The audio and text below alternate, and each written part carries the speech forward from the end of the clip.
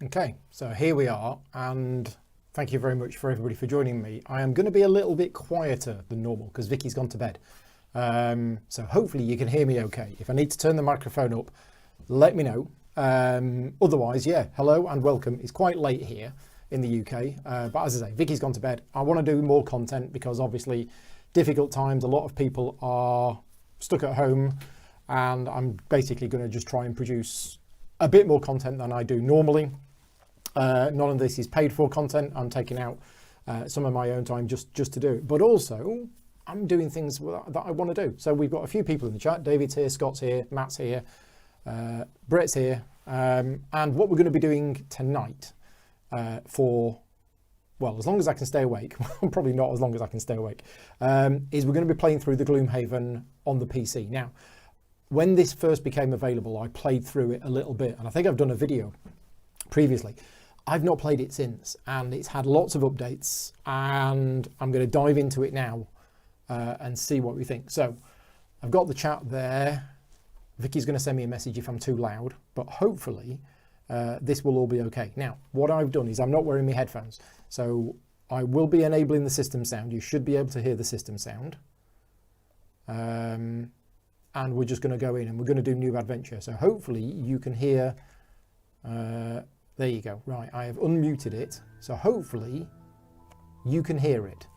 But I can't. And no, Scott, it doesn't have the full campaign mode yet. It just has, if you go back a page there, campaign is still locked. Will be released when we leave early access. And we are still in early access. So I'm going to do new adventure. We're going to start again. People are saying the updates are amazing, which is good. As I say, just let me know if the sound is too loud. I assume you can hear sound. Let's just put the headphones on a bit myself. Where are my headphones? Oh, they're here, right next to me. Okay, so I can hear sound coming out of there, but I'm not going to have that on because if I have the headphones on, I'm going to talk louder. So, difficulty mode. Now, if it was me, I'd probably be going with with normal difficulty, because I like playing the.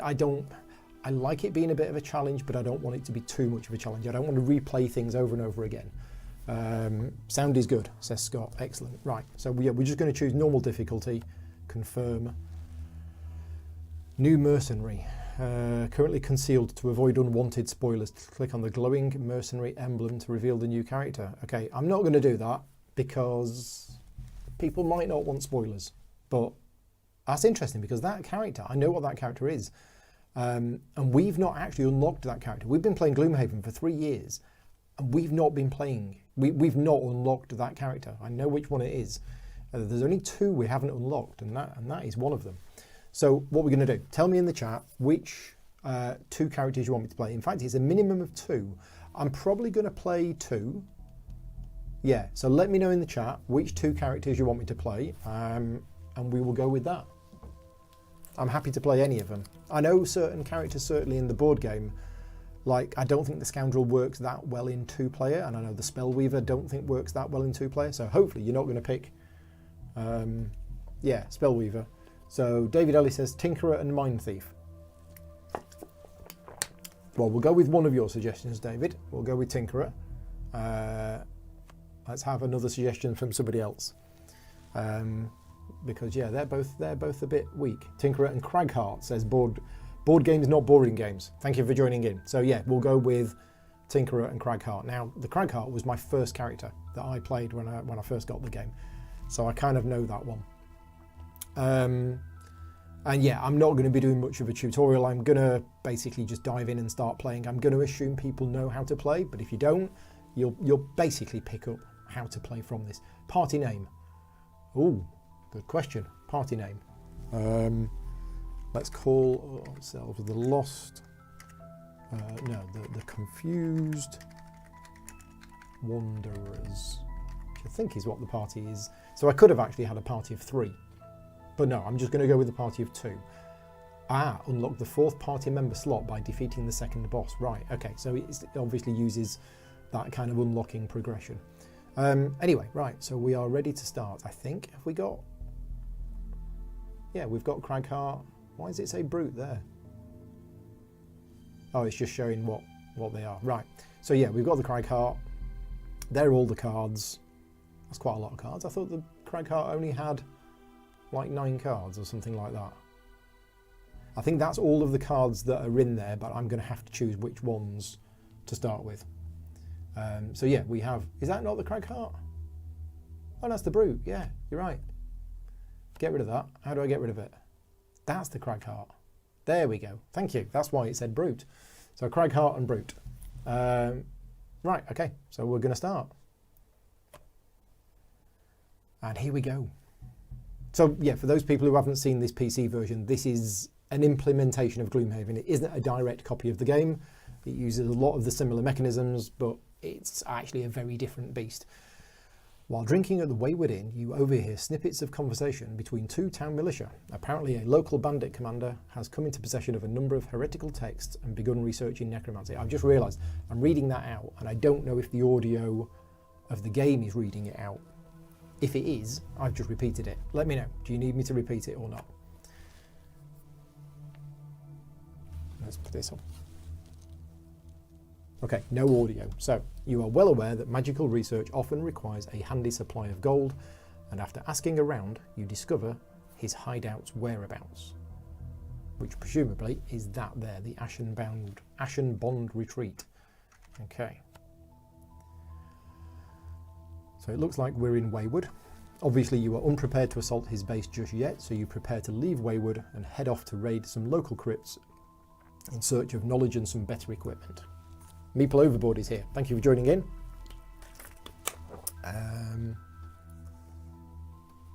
Right, okay, so start adventure. Off we go. Choose a path to a settlement. Failing the journey will return you back to the starting village.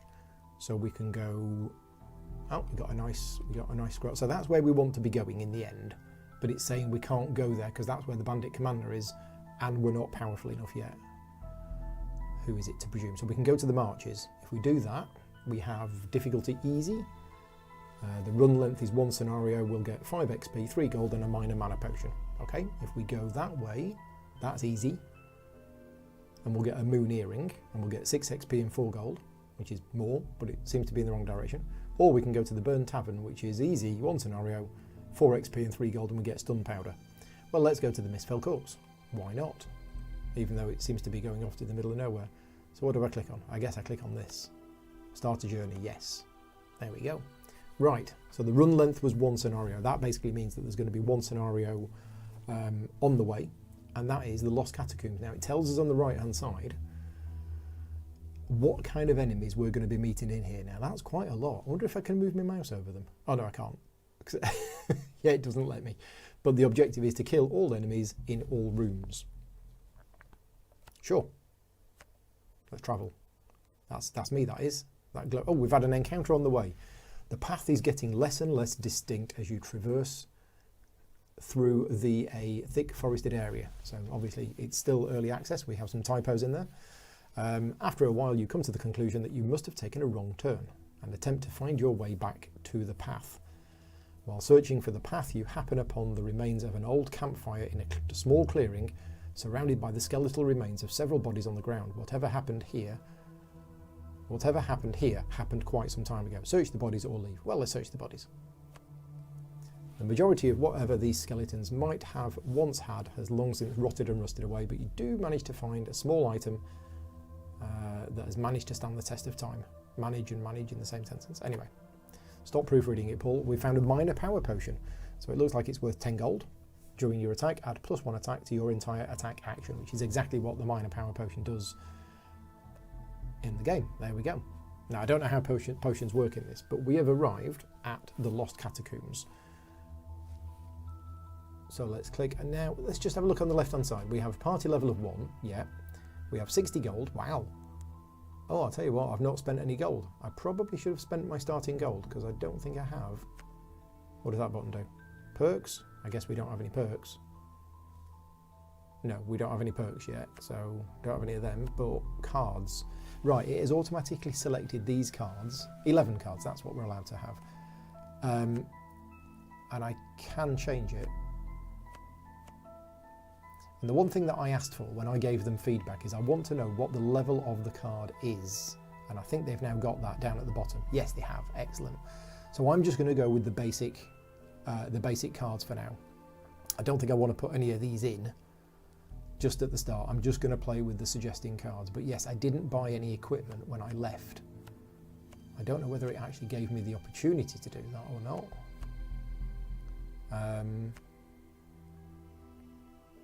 Because I've got the 60 gold. I probably should have spent that gold to start with. Never mind. Anyway, we're going to adventure. Potions work exactly the same as in the game version. Excellent, thank you. So they refresh automatically at the end of the adventure. Here we go. Now this bit, from previously playing it, this bit is very much like the board game. This bit where we actually go into the dungeon and play this game. But obviously it's on the computer. So a lot of things are taken care of. The interface is really nice. They've done a really nice job. We can rotate around. We can really have a look at things. Yeah, they've done a really good job with this. So in this first room, and how do you tell how many rooms there are? That was the bit I struggled with last time. Yeah, I don't know how many rooms there are. And if we scroll out, we can see that there's a door here. And there's another room here. Okay, so it's showing us that there is one other room. Right. And what do we have? We have a Skelly Bob here. Simon, I think his name is. Or Living Bones, sorry, to give them their proper name. We have a Living Spirit just behind that. We've got 4 different monsters here. We have a Skeleton Archer. And we have a Cultist. See, in the board game, you'd probably only have 2 different enemies in there. But because it's a computer game, obviously a lot of the admin is taken care of. You do need to equip them to the character. And I don't think I did that. So I have a potion, but I've left it outside. Oops. Never mind. Right, so we're choosing 2 cards, which is always one of the most important parts of the whole of Gloomhaven. So my Cragheart, what's he going to do? Oh, it's been a while since I've played the Cragheart. I'm going to have to just... now move 2. No, that's not going to deal enough. And the Cragheart, from my experience of playing the game, it goes quite slow. Is this an obstacle? It is an obstacle. I can destroy obstacles. I like destroying obstacles, and that gets me XP. Opposing strike could be quite good if I can get into the right position, because that'll hit 2 things opposite each other. Do I have a fast movement? Not really. Rumbling Advance? No. Christian Grab? No. Which is the move 3 card? Oh gosh. There's the move 3 card, but it's 77. I might just have to do that. Oh, where's the ranged attack? Massive boulder. That's what I used to do. I used to do this a lot. I used to do my massive boulders a lot. Because if I do the massive boulder, attack 3, range 3, all enemies, everything suffers 1 damage adjacent to it, but you can't just throw it in the middle of space. You have to throw it on something. Now that cultist is probably going to walk forward because it's a melee creature. How can you tell that? Yeah, it hasn't got any range. And the Living Spirit has range. The Living Bones isn't range. Okay, so I think we're going to go with the opposing strike. But I want to move 3, which is the Dirt Tornado. So opposing strike first, and then Dirt Tornado, and that's going to set my initiative at 46. Right, the Tinkerer, on the other hand, I wonder if you can play this multiplayer. If you can, that would be fantastic. Now, I've never played the Tinkerer, so what is the Tinkerer going to do? Attack 1 at range 3 and stun. Stun's pretty good. We like stun. We also like poisoning things. Now, we could go quite early. We don't need to do that just yet. Attack 5 at range 2. But it's a lost card. And the Tinkerer has like 12 cards. So the Tinkerer can definitely lose some cards. I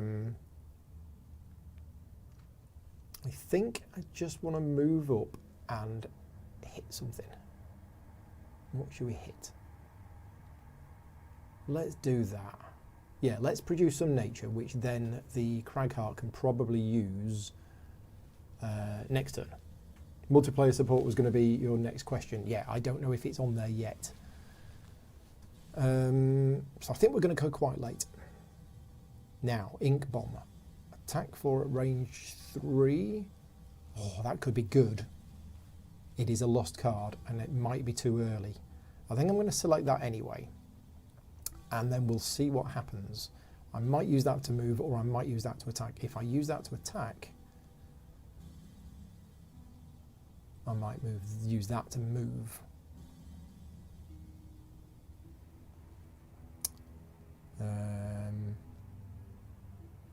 Now there's no traps here, so I don't need to be doing any pulling or anything like that.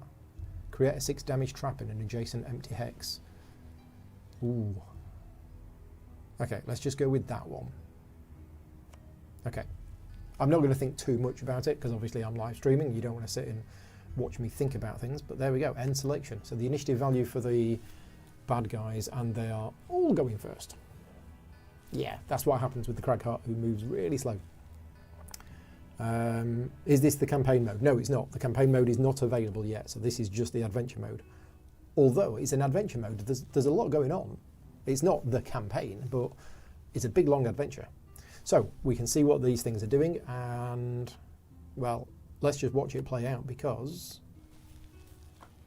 there's nothing I can do. But that's the living spirit done. That's the cultist up. That's interesting. Why did he move? Because you only need to move so that you're within range. And he's got a range of... He's got a range of 3. Ah, yeah, if it had stayed there, 1, 2, 3, it'd have been out of range, so it had to move there. So I've taken 3 damage. What do I want to do? Do I want to burn an available card or receive the damage? I'll take the damage. And then the Living Bones comes in and hits me. Ouch. It gets a +2. Yeah, okay, let's receive the damage. Right, Cragheart's turn. So, things are not where we wanted them to be, at all. I was going to do my opposing strike and hit 2 things that are next to each other. Oh good, I can do that. But the only position... No, I can't get in a position to do the opposing strike. So... do we put something different on? Do we just do the Dirt Tornado and set this up so that I get Retaliate 2 on the next 6 attacks against me? I might just do that. Now if I do the Dirt Tornado, where can I fire it? I can fire it, what's the range? Range 2? I can fire it there, and that would get these 3 things. And it's going to muddle them all. And then I'll put the Retaliate on. Yeah, let's do that. So, Dirt Tornado.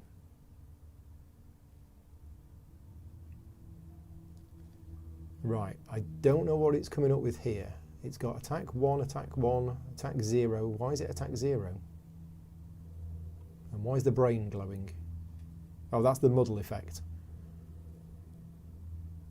Yeah, I don't know what the purple and the orange is. There's lots of things on the screen flashing at me, and I don't know what they are.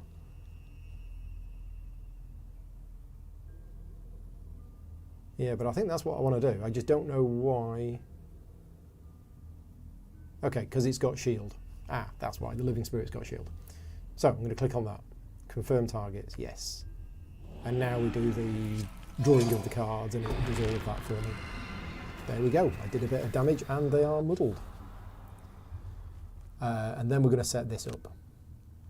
And I am going to confirm that action. So I now have that permanent ability. And that is the Cragheart's turn done. So the Tinkerer, now we had backup plans for the Tinkerer. Probably want to go in and get the Living Spirit. Do I want to do the bomb? No, there isn't 3 in a circle. So we're just going to move 4. But we want to get within range of that. And I kind of... I want them to go for the Cragheart, because the Cragheart's now got his Retaliation 2 on him. So where are we going to go with this? This is probably a bit of a waste.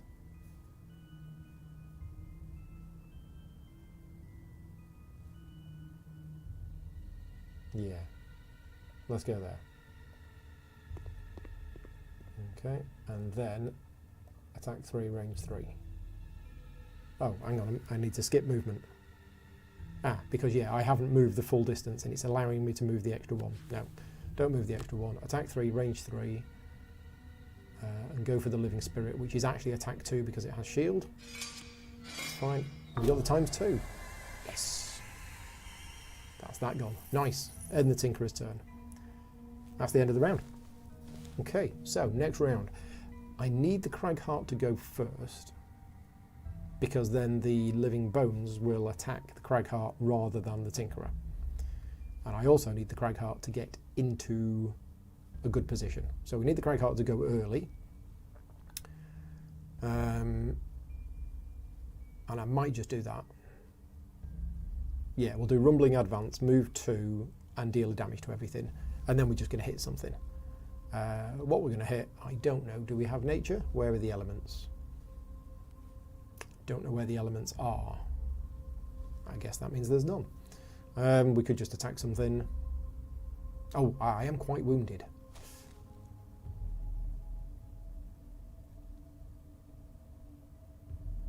Let's do... Yeah, let's just do the Crushing Grasp. Okay, so that's the Cragheart done, and hopefully he's going to go early. What's this? Oh yeah, that's that ability. Right, so I need the Tinkerer to go late, or later anyway. Over in the right on the little circle, says Brett. So that's where the elements will be. So we're here. How are we doing for health? Ah, this number is the health. That's good. That's easy to see.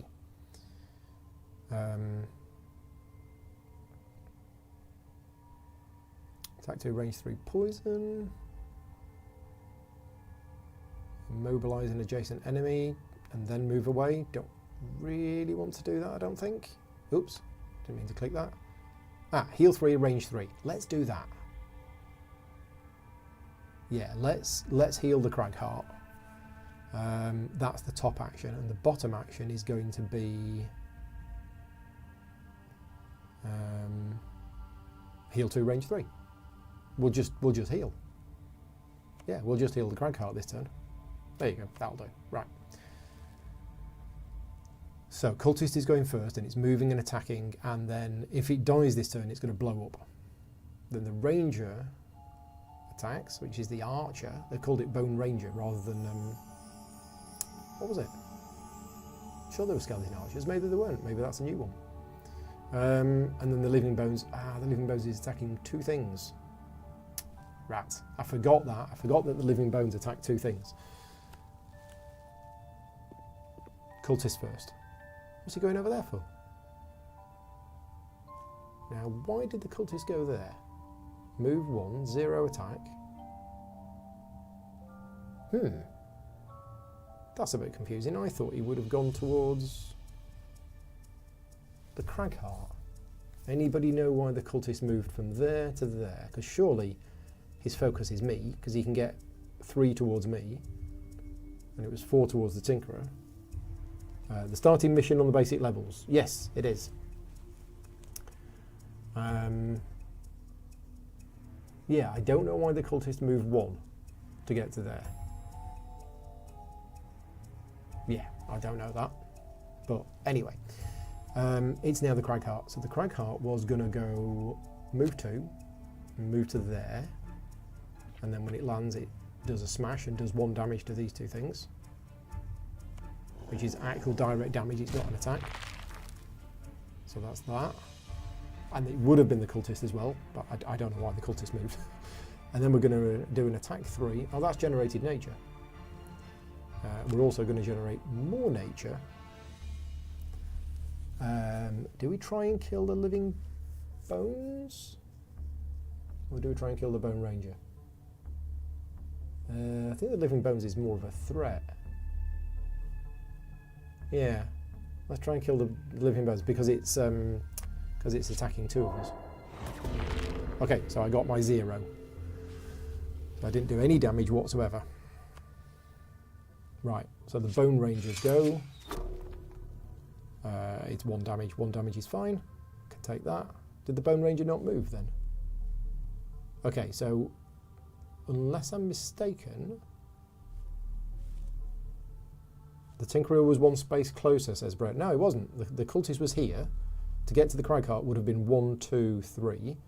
To get to the Tinkerer was 1, 2, 3 as well. Yeah, so it was the same distance, therefore it should go for the one with the lower initiative, which was the Cragheart. Now it is early access, but I would have thought they would have sorted things out like that early on. And here, right, yeah. Why didn't the Bone Ranger, which was moved to attack 2 at range 3, why didn't it move away? Matthew's saying he likes this more than the board game because your cupboard is full and this doesn't take up any space in the cupboard. Yes, that is right.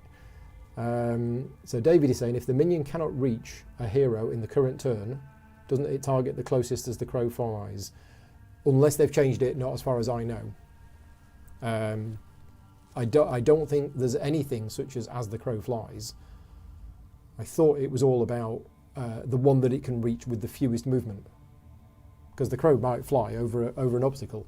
But yeah, I don't know here, unless I'm getting something wrong, I don't know why this Bone Ranger didn't move away. Because when you attack with a ranged weapon at close range, you suffer disadvantage. It wasn't immobilised, as far as I know.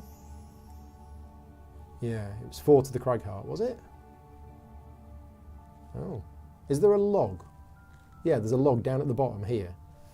Yeah, it was just 1 damage to the Cragheart. Cragheart with attack 2, it draws a -1 and 0, so it was attacking with disadvantage, which meant it dealt 1 damage. Okay. Anyway, right. Tinkerer's turn. Yeah, either I'm misunderstanding something or there are some bugs. So my plan was, I was hoping the Cragheart would have hit that, and therefore could have killed it, but I didn't. I'm going to have to move away. So yeah, I think I'm going to use this card as 2 movement, and we're going to move. Might as well move on to here and get the gold, because then that means the Living Bones is only going to, and then we'll heal. Yeah, seems a bit rubbish, but I don't really want to attack something for 2, although that might get rid of this. If I'm lucky, that'll get rid of that, but I think I'm best healing the Cragheart. There you go. Right, end the Tinkerer's turn. So now it's the Living Bones, and now it only attacks 1 thing. Oh, it's attacking with disadvantage because it's muddled. Yes. So receive damage, I'll take 2 damage.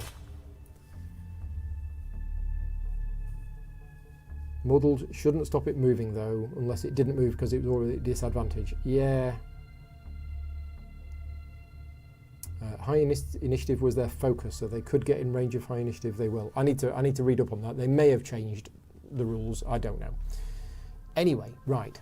We need to go early. We need to get rid of this Living Bones. It's on 2 health, and I need to get rid of it as soon as possible. The good thing is I did just retaliate, didn't I? Yeah. So actually, if it hits me again, it's going to retaliate too, and I'm going to kill it. I could just do that. Yeah, could just do that. Do I have a healing? I think I have a healing in my deck as well. I do. Earthen Clod. That'll do. It's a bit of a heal. It's just a little bit, but I probably want to hit that archer, and I probably want to hit it early, and then just let the skeleton hit me. Yeah, that's what we'll do. So we're just going to use this on 13, and we're just going to use the top ability, and then after it's hit me, do we want to move 4? I don't know. I don't know whether we want to move 4. There is nature, but I don't think the nature's going to help me. I could just go around destroying obstacles, because that's always fun. I could just heal.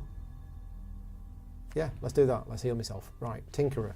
What's the Tinkerer going to do? He's got this cultist right in front of him. Oh, I forgot. Yeah, the Tinkerer is quite a lot of a healer, isn't he? Does a lot of healing. So we could go early. We could immobilise an adjacent enemy and then move 2 away. Yeah, that might work. Let's do that. So that's the bottom action, and then with the top action,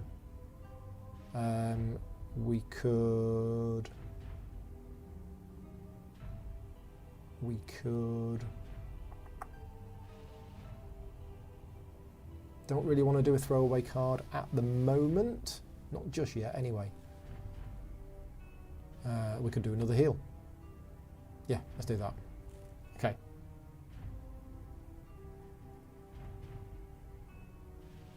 Right. So the Bone Ranger is going first. It is healing 2 different things at range 2. This is a new character. This isn't in the board game, this one. And then it's attacking 1. It's firing 2 arrows at range 3. And then the Cultist moves 1, attacks 1 and heals itself. And then the Living Bones, hopefully, is not going to be there. Hopefully. It is the Cragheart first. Okay. So, what are we doing? We were doing this one, wasn't we? Oh, I tell you what, there's nature. So we could do this. We could use the nature and activate this. Target all enemies up to 2 hexes away with an attack of 3. Oh, let's do that. Yeah, let's use the nature and let's do that. So you have to click on that to activate the nature. It is a throwaway card, but I think this is fine. So I'm hitting those 3 for 3. Let's see what we get. Nice. Well, that's those 2 dead. And I got some XP. And then we will heal myself. Yeah. Okay, nice. That is the end of the Cragheart's turn. Okay, next. Tinkerer. So we're going to go with this. We're going to do because the Cultist... Yeah, he's not going to hit me anyway. So yeah, I'm just going to immobilize 1 adjacent enemy. Okay, and then move 2. And in fact, I'm just going to move 1. No, I'll move 2. I'll move 2, get some more gold. And then heal 3 at range 3. And we'll heal Mr. Craggy. There you go, good old Tinkerer. Done. Pick up the gold. 2 gold. Right, Cultist's turn. Except he's immobilised, so he heals himself for 1.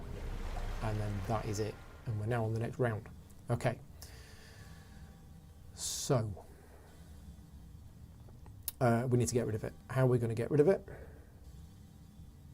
Don't want to do a throwaway card. Don't want to do that. I could throw a boulder at it. I could.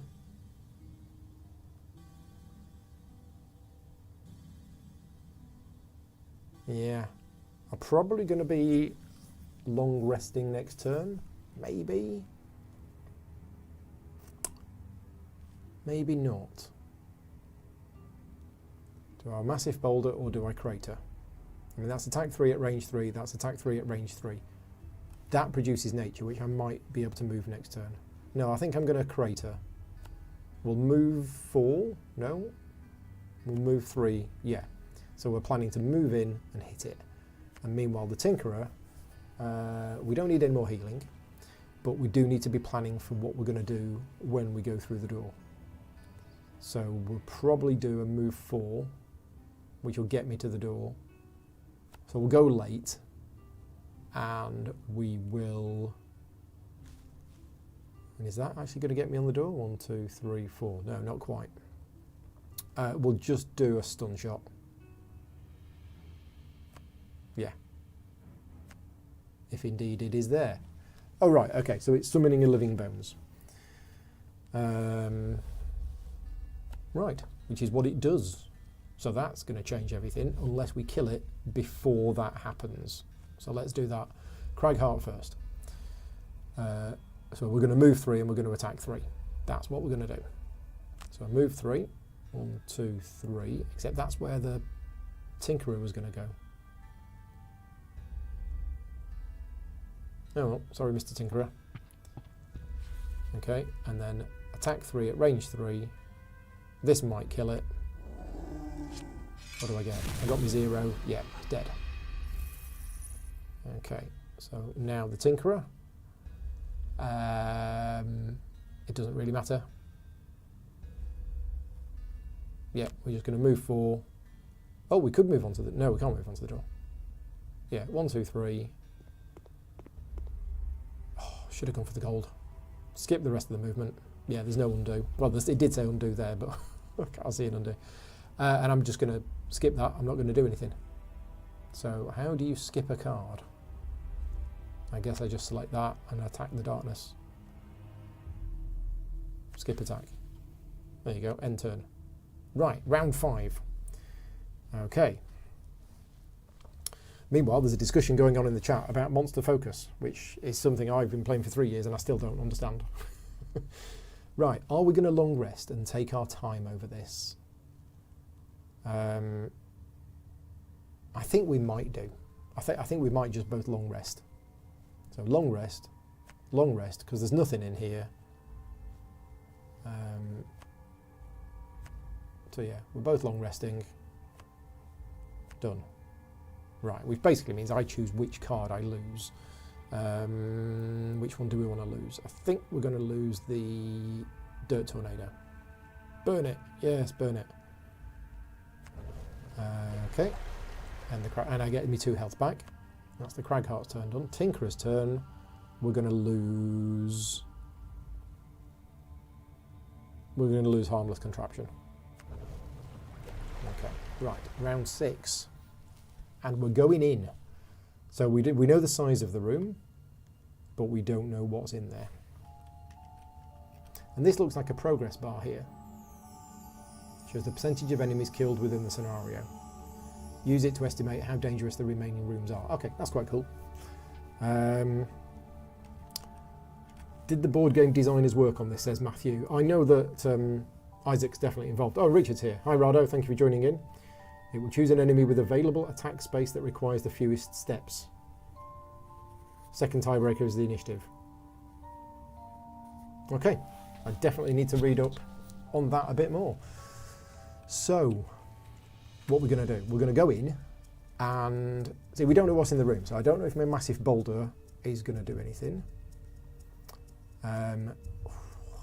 That might be nice if there was nature. There isn't nature. Maybe I should set myself up for getting some nature this turn.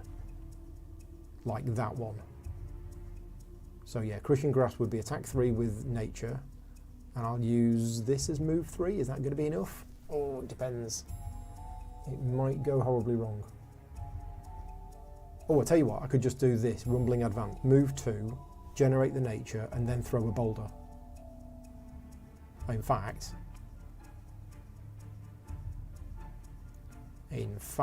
the boulder is actually going to generate nature anyway.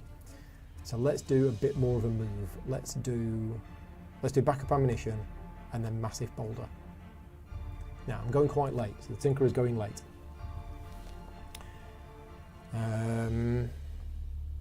Yeah, as far as monster movement goes, the back page of Forgotten Circles has a whole page about monster focus on it, which I think is good. Right, so Cragheart's going really late. We can't go as late as that, so the Tinkerer is going to be moving first. Now that's not good. We don't want the Tinkerer to move first. So maybe I'll go back to this and change this. We need the Cragheart to go first. So I'm going to play the Crushing Grasp, and I'm going to play... Ooh. I'll play it Rock Tunnel, but I'm going to play it as movement, and we want that first. So 41 followed by 87. Right, so the Tinkerer needs to go after 41. What have we got? What have we got?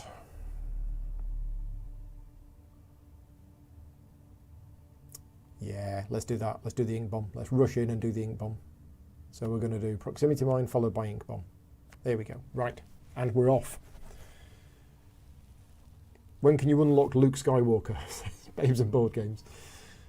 Right. What were we doing? We were doing this one, and we were doing it as move 2, I believe, because I don't want to move 5. Although it will get us an XP. And at this point in the scenario, actually, I think I can probably afford to burn a card. So let's do it. Let's do the move 5, jump, immobilise. Normally in the board game you wouldn't do this early, but this is only a 2-room dungeon, so let's trigger it. So move 1 onto there first. That opens the door, and boom, this is what we see. And it's automatically drawn all of the cards for us. oh, this is really nice, because you don't get this in the board game. We've actually got other types of obstacles and stuff which look really cool. Now that's an elite, because it's got spiky bits around the health. Oh, that's an elite as well. Oh, and there's a trap. Okay, well, I'm moving 5. I've moved 1. And I've got my massive boulder. Where do I want to throw the massive boulder? I probably want to throw it over there. Can I throw it over there? Yes, I can. So we're going to... Oh, I can go a bit further. Now, that path's wrong. I can't go through enemies. Oh, I can, because I'm jumping. Yes, I can. And I got an XP from that. And then massive boulder is going to get thrown over here. So it hits that. Yes, got me ×2. Nice. So that killed that and dealt 1 damage to the thing next to it. Oh, and Richard saying you hadn't seen the Monster AI page on the expansion. Yes, on the back page. It is there. Right. I need to read that before our next session, which was going to be last Friday, but one of the ladies who's part of our Gloomhaven group had a cough, and therefore is currently self-isolating. Do I want to receive 4 damage? Yeah, of course I do. Don't want to be burning cards at this stage. Right, the Bone Rager heals 1. And then shoots me. No damage, because I'm a tough crag heart. Bandit Archer. Bandit Archer shoots me. 2 damage. Yeah, I can take that. Tinkerer's turn. Right, what was the Tinkerer doing? The Tinkerer was going to rush in and do this. If there was 3 in a group. There isn't 3 in a group. Do we do something different? Do we do this, create a 6 damage trap in an adjacent empty hex? Yeah, let's do that. So we're going to move 4. And we're going to move on to there. Because the Tinkerer likes getting gold. And then we're going to create a 6 damage trap in an adjacent empty hex. And we're going to create it here. Okay. There you go. End the Tinkerer's turn. Next round. So what the Tinkerer now needs to do is to move round here and do an attack that pulls it in, which is the hook gun. So that's what we want to do. We want to go early, move, and then use the hook gun to attack the elite cultist, pull it towards the trap, and that will kill it. So that's the Tinkerer done. Meanwhile, Mr. Craggy Cragheart is going to... he's a bit low on health, but he does have nature. What can I do with the nature? I can attack 2 at range 5. We want to do something big. Avalanche. That's attack 5. Yeah, we can do that. So let's do Rumbling Advance, followed by Avalanche. Go. Yes, Tinkerer is first. Thankfully, the cultist is going late. Do I just need to read these things to see what they're doing? Probably don't. I probably want to get rid of the Bandit Archer because it's shooting twice. Right, Tinkerer first. So what are we doing? This one. And we're doing it... I can move 6 and get an XP, which again is a bit of a waste, but we are getting near the end of the scenario. So I think I'll do it just to get the XP. Because we're only going to move 2. Or should I move more, actually? Should I move to here? Because the hook gun has got a range of 3. Yeah, let's move to there. Okay, and then I skip the rest of my movement. So I got an XP for that. And then the hook gun on that. Confirm targets. So I've hit it, done 1 damage, but now I'm going to pull it into the trap. Why is it not letting me? Okay, because it's a pull 2. Yeah, so you've got to pull it 2, even though the first one will kill it. Yes! Nice. Right. End the Tinkerer's turn. Cragheart. So what are we going to do? Are we going to... now. The bandit archer is targeting 2 people, but only at range 3, and it's not moving. So if I...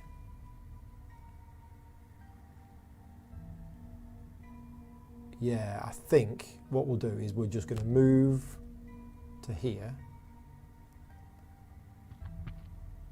which deals a damage to it. And then we're just going to hit it, and we'll use the nature, because then I get an extra XP. Yeah, this is overkill, but I'm burning another card. Yeah, that's that dead. Nice. Need to get this treasure chest. So the bandit archer can only shoot the tinkerer, and it's not moving, so it's disadvantage. 1 damage. Yeah, we can take that. Right, round 8. The plan this turn is basically to open the treasure chest and get as many XP as I want. But if I really want to milk it, I could just hang fire and just go around and pick up treasure. I might as well, because I have the time to do so. So, are we low on health? Yeah, we're low on health. So, we'll do a bit of a heal. Oh, but that's not moving me. Where do I want to move to? I want to get everything. I want all the loot. Oh, I can play a loot 1 card. 1, 2, 3. If I moved 3 and did a loot 1. Oh, but the loot 1's on the bottom. Okay. What are we going to do? What are we going to do? Mage Knight is quite good. Yes, Mage Knight is very good. it's my number one favourite game, and I don't play it enough. Okay, yeah, so we're just gonna wander around and pick up treasure. I'm just gonna pick these 2 cards, and then the tinkerer is also just gonna wander around. I mean, we've got the stun shot. That's not gonna kill it, and that's gonna stun it. So yeah, we'll go. Have we got a loot?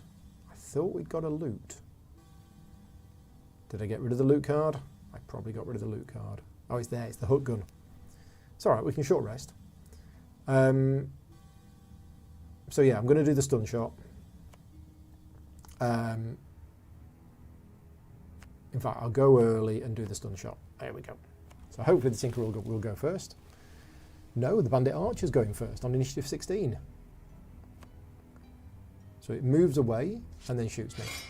Oh, it got its ×2. That's fine. It's only 2 damage. Yeah, whatever's.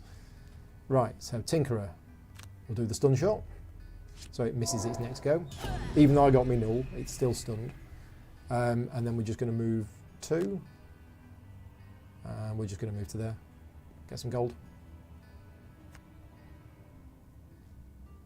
Heal 1 all adjacent allies. No, there aren't any. So that's that done. So, Cragheart, yeah, we're just going to move and get some treasure, I think. We'll just move to here. Yeah, skip the rest of the movement and not do anything with the attack. It's odd that you have to select it, I guess. No, I suppose that's right. Right, so next round, do we have a loot card? Yeah. So we're going to play loot. And then something else, it doesn't matter what. And the tinkerer is going to... well, I'm just going to move 2.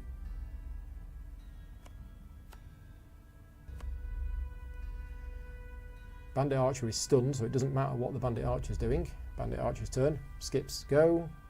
Cragheart plays loot, gets all of the loot, and then does nothing. And then the tinkerer. I could do the attack. Oh no, no, it's not. Yeah. Move 2. Oh no, that was attack 2. Undo. Move 2. Get the treasure chest. What is in it? Oh, we'll loot it at the end of the round. And then attack 2, but skip. And inside is 10 gold. Nice. Right, round 10, and off we go. We're now going to try to get the rest of the gold. Except we haven't got enough cards in hand, so we're going to... I should have done a short rest. Did I miss the opportunity to short rest? I think I did. Oh no, you do it here. So short resting is done at the start of the round, which makes sense. Yeah, let's do a short rest. Are we happy losing that card? Yeah. So I need to move. Have I got anything other? Yeah, I have a move 3. So we'll just go move 3 and massive boulder. And the Tinkerer will do a toxic bolt. And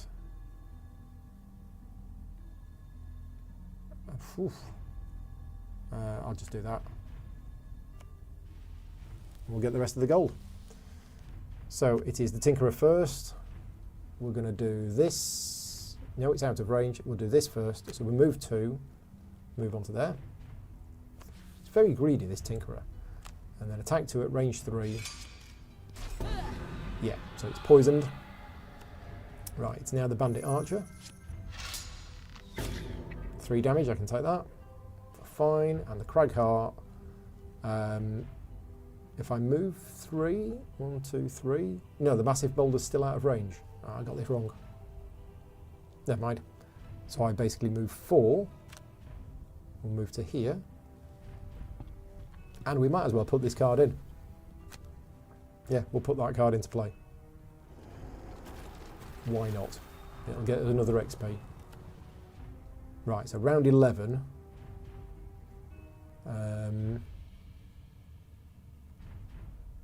Oh, it would have done. Yeah, no, it's not going to, is it? So we basically just need to move up and hit it. Shouldn't have gone there. Ah, that obstacle's in the way. Running out of cards now. Taking too much of my time. Yeah, move 2 is not going to be enough. Let's have a look at the Tinkerer, see what the Tinkerer can do. Oh, the Tinkerer's going to do a short rest. What card are we losing? Hook gun? Yeah, I think that's fine. Yeah, we'll lose the hook gun. Right, so what can the Tinkerer do? It can toxic bolt. Again. That might kill it, actually. Oh, we can do the bottom bit. Look at the bottom bit. Attack 5, range 2, 2 XP. Yeah. So we'll do that. So we're going to be doing a toxic bolt with the bottom. And then... yeah, let's do that. This is going to kill it. Don't think the Cragheart needs to do anything.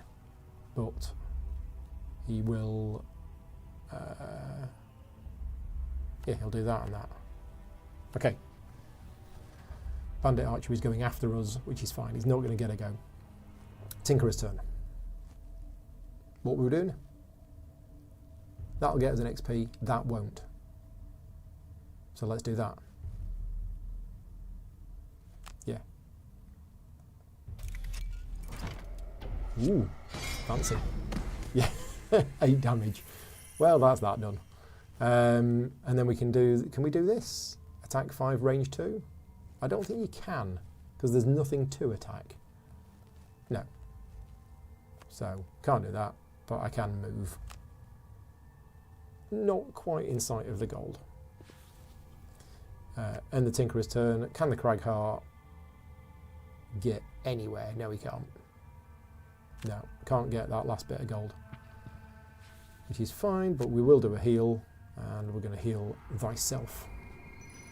And assuming it's like the board game, that will end the scenario. Because at the end of the round, there we go. Right, killed all enemies. Nice bit of stats there. I got lots of gold. Lots of gold. Right, here we go. So, if you just wanted to see me play one scenario, thank you very much for watching. I'm going to carry on playing. I'm not that tired yet. It's 10:30. Vicky hasn't sent me a message to say that I'm being too noisy, I don't think. Nope, she hasn't. So yeah, so I'm just going to carry on. And if you want to stay with me and watch a bit more, then great. I've lost my chat. There it is. Right. So, now this time, I thought I got more experience than that. 6, oh no, 6 seems quite a lot, because you don't get experience now for the scenario. You get experience for the journey. Let's equip the Here we go, minor power potion. There we go, right. That's what I should have done. I do have 86 gold. So, when I go shopping, I'll be able to spend it. Get gear. Yeah, I can't buy gear without going back to town. And I don't want to. I'm going to continue on to Mistfell Corpse. Travel to Mistfell Corpse, yes.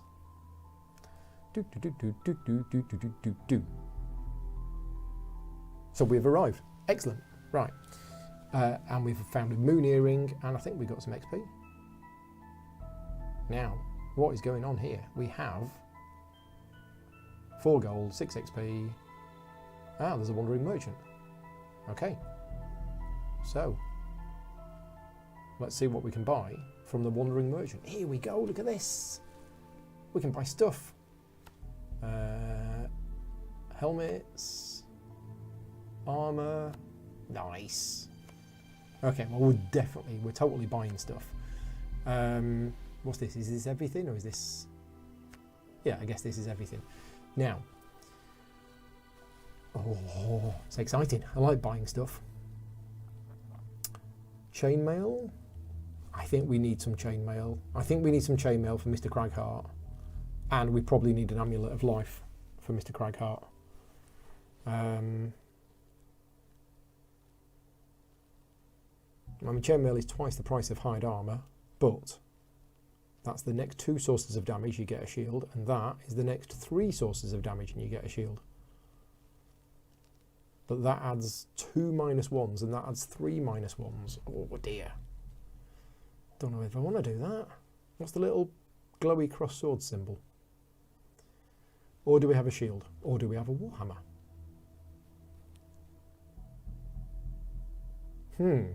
Well, the Amulet of Life, I think is pretty good. We're going to buy that. What was the thing that refreshed my items? Oh, that was the potion that I've just got. Sorry, the moon earring. Let's have the moon earring. And let's put the potion on the Tinkerer. Because if that allows me to refresh all of my spent items, and the Cragheart is going to have the amulet, which is a spent item. Yeah, okay. We've got 66 gold left. Should we give the Tinkerer something? We probably should. Can we buy another Amulet of Life? I guess we can. He's got multiple Amulets of Lives. It's a copse, yeah, not a corpse. Yeah, that's why I was confused. Tinkerer with the eagle-eyed goggles. No, they're probably better for the Spellweaver or the Scoundrel. We could give him some boots. We could give him the cloak. The cloak might be quite nice. That'll protect him. Okay, so we'll buy the cloak. And now you've got to remember to equip the cloak. Yep. So there's no battle goals in this. So how do you get perks? I don't know. I guess we'll find that out when we get to it. So we've still got 42 gold left. Now, weapons-wise... Oh, I could take the heater shield as well. Let's take the heater shield.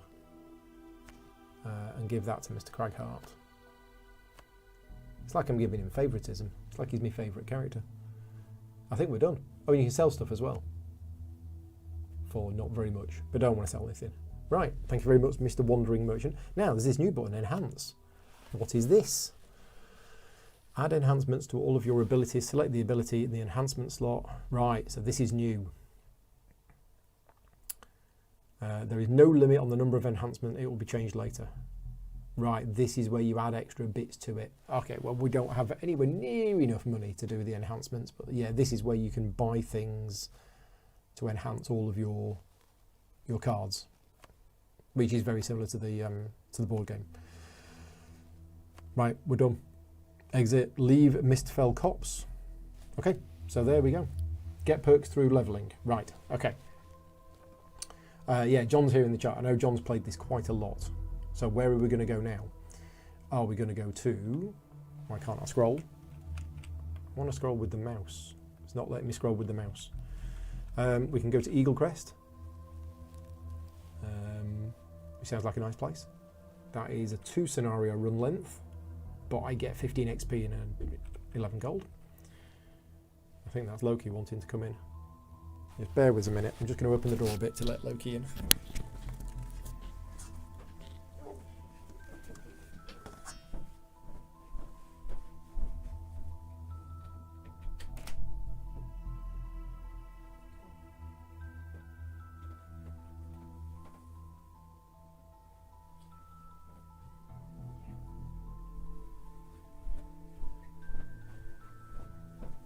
Here we go.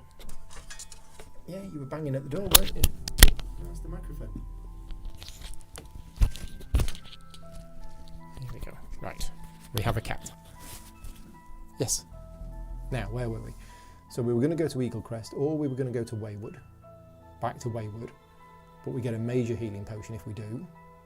Or we can go to Curse Keep, which doesn't sound like a nice place. I don't know whether to go back to Wayward. Because the bonus for going to Eagle Crest is a Wand of Darkness and 15 XP. We don't really need a Wand of Darkness. Presumably that creates darkness. So I'm actually going to go back to Wayward. Now this is a 2. Oh, and it tells me there on the right hand side, the general store and cured hide. High fashion, wandering merchant. Right, it tells me what's there. So that's quite cool. Right, we're going to go back to Wayward. And, oh, sorry Loki. I just moved and kicked him off. Now, I could have changed my cards as well, but I think I'm just going to stick with the basic cards for now. So we have the Den of Razors. Off we go. Why that wasn't there on the way, I don't know. We have an encounter on the way. Right.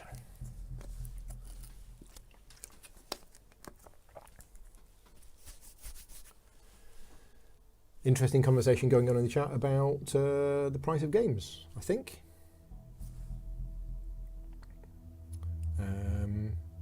Yeah, I don't know if it's specifically for this game. The road you are on leads you to a narrow cliffside path. As the only route in sight to reach the bottom, you begin your descent. You notice the cliff face here is becoming smoother as you descend. Mysterious etchings and carvings start to emerge as you examine the wall. They begin to morph into the shadows that swirl and dance around the surface, seemingly leading you along the wall to a spot on the ground. Tucked into a small alcove at the base of the wall lies an urn with a small quantity of coins. Do we make an offering, take the gold, or carry on walking? I don't know. Let's take the gold. The shadows freeze in place as you take the coins from the urn before taking the loose form of a menacing face which sends a chill down your spine. In the blink of an eye, the shadows and the smooth wall vanish, leaving behind only the rough cliff face with no sign of the urn you took the gold from. Okay, we got a niggling feeling at the back of our mind. What have we done? We got 10 gold, but something bad's happened. And I don't know what Loki's doing. What are you doing? I think he wants to go out. Never mind. You're stuck with me now. Yes, you have been cursed. Right, okay. Well, we got 10 gold. Right, we are in the Den of Razors where we're fighting bandit guards, bandit guard elites, bandit archers. Right, okay. Off we go then. So similar monsters to what we had before. I know there are lots of extra monsters included in the game now, but these are the ones that we have so far. Kador is saying, is the whole campaign implemented now?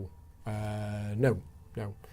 Just the adventure mode. And Matthew is saying, have you played Pillars of Eternity? Yes, I have. I'm actually in the middle of playing it. I've got the gold edition, or some edition anyway.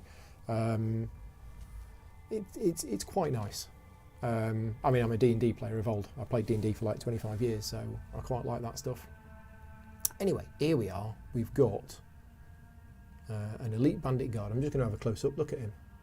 Yeah, the models are quite nice. Yeah. Do like the graphics in this game. So we have an elite bandit guard there. We have a elite bandit archer in the back, and we have another bandit guard here, and we have a nice obstacle here.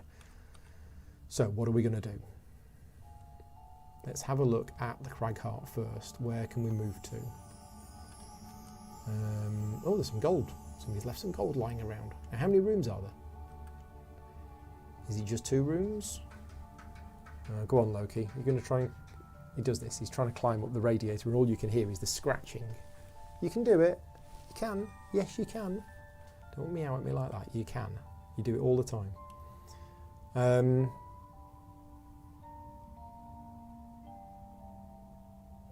Yeah, they're not in a good position, are they, these lot? We need to generate nature. That's what we need to do. I tell you what, let's put my retaliation thing on again, because that worked well. Where is it? It was this one, opposing strike. So I'm going to put my opposing strike on. I'm going to stand there and I'm going to let them hit me, because then they'll take 2 damage back automatically. And I'm actually going to put... Oh, do I put that on?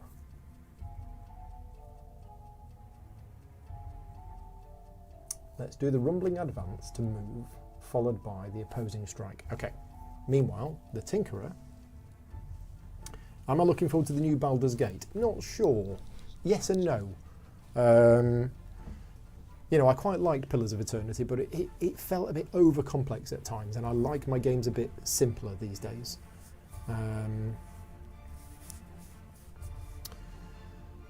Right, so what is the Tinkerer going to do? The Tinkerer is going to... I mean, we could go early and stun something. It's really good, that stun shot. I mean, it's only attack 1, but stun is so powerful.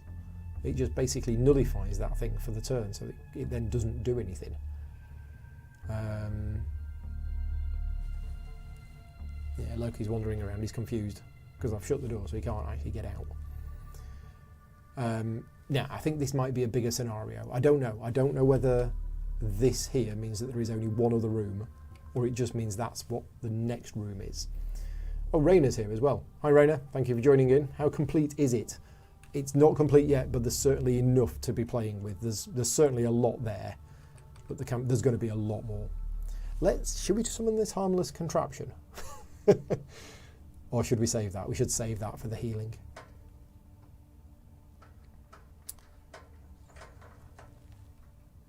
Go on, yeah, Loki, you can climb up. Stop being pathetic. Go on. Yeah, so the scratching noise you can hear is Loki scrabbling at the radiator, trying to get up. And he does that, and then eventually he gets up. I say eventually. Go on, there you go. And he's up. Is he up? Is he up? Yeah, he's up. He loves sitting on the windowsill. There you go, he's up. Right, I can concentrate again now. Attack 5 at range 2, not going to do that. Don't need to do that. Don't need to do that. Right, what do we need to do? I might just do the stun shot anyway. Yeah, stun shot at range 3, and then possibly just move in a little bit. Maybe with that, and do that one first. No, because I'm not going to be there. I think that one. Okay, right, we're done.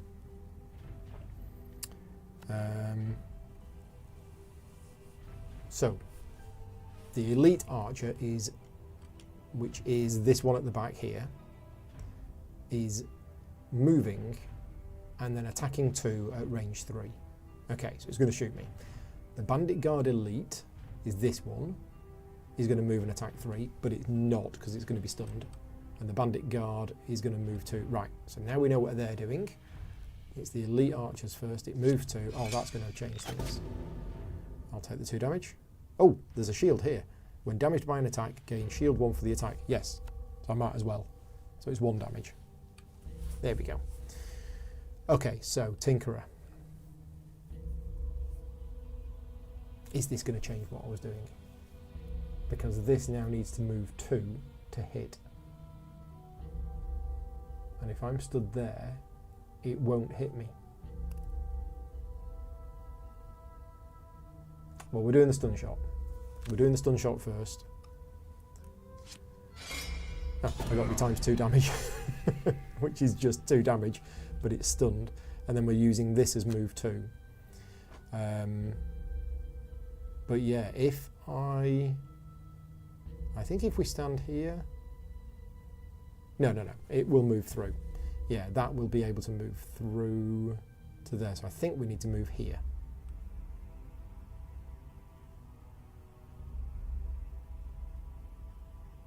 Or here. Yeah, here. Okay, because now the Cragheart oh, I've got this wrong, haven't I? I have got this wrong. If I'm going to set up my retaliate, I can't move. Yeah, I got this wrong. Oops. Okay, change of plan. Which means the Tinkerer is going to get hit. If I go where I was going to... Yeah, okay, let's do that. But I'm going to go here. And yes, takes the damage, generate nature, ready for next turn, and then I'm going to use my opposing strike, even though I'm only hitting one thing. Okay. Yeah, so it does mean that this guard here is going to move 2 and hit the Cragheart. But that's okay. That is okay. 2 damage. Yeah, that's fine. We've got plenty of healing in this party. It's just have we got the right damage output? Okay, so what are we going to do next? What's our main priority? Are we going to be able to get rid of these early? Possibly. Attack 3 all adjacent enemies. That will work, but it is losing a card. Attacking 3 all adjacent enemies is pretty good, and this is one of the big decisions of this game is when to use these lost cards. Oh, this is even better. Ah, that's attack 4. No, that's attack 5 and 2 XP. Oh, I've got to do that, but I need to go early. So I need to play this early just so that I can play that and do an attack 5 on both of the things next to me. That might kill them both. So what's the Tinkerer going to do? Well, I think the Tinkerer needs to move, yeah, go early and move out of there. Where was that one where I could immobilise something and move away? That one. That's quite good. Because this elite bandit is a melee, so if I can immobilise it and move away, then it won't then hit me. I could do the flamethrower. No, let's do that. Okay, so hopefully, cross fingers, I'm going before they do. Am I? No, I'm not. Wow, they're going early. The guards are going on 15. But they've put their shields up. Now that means they're not attacking me, but I don't want to be hitting them this turn. Well, I say I don't want to be hitting them. The Cragheart's going first. So we're going to totally do this attack 5. Yeah, attack 5 on both that one and that one. Come on. Yes, both of them gone. Nice. And then I think we're just going to move 2. Yeah, because I don't want to do that. So we just move 2 and we just get some gold. Okay. So the bandit guard puts his shields up and puts his retaliate on, which is fine. We just change our plans and we just step away. Oh, in fact, I can still do it. I can still do everything that I was going to do because it's a ranged attack. Oh yeah, perfect. So there you go. Sorry, mate. We chose the wrong cards. So I immobilise him and move 2 away.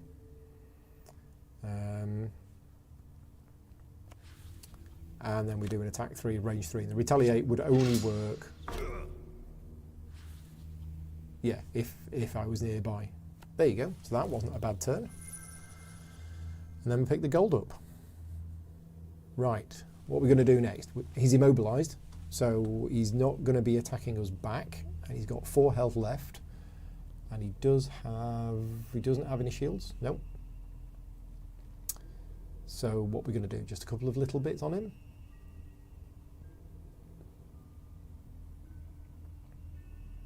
I mean, I'm in the right position to open the door. Just, I don't want to rush it. I don't want to, while he's still there.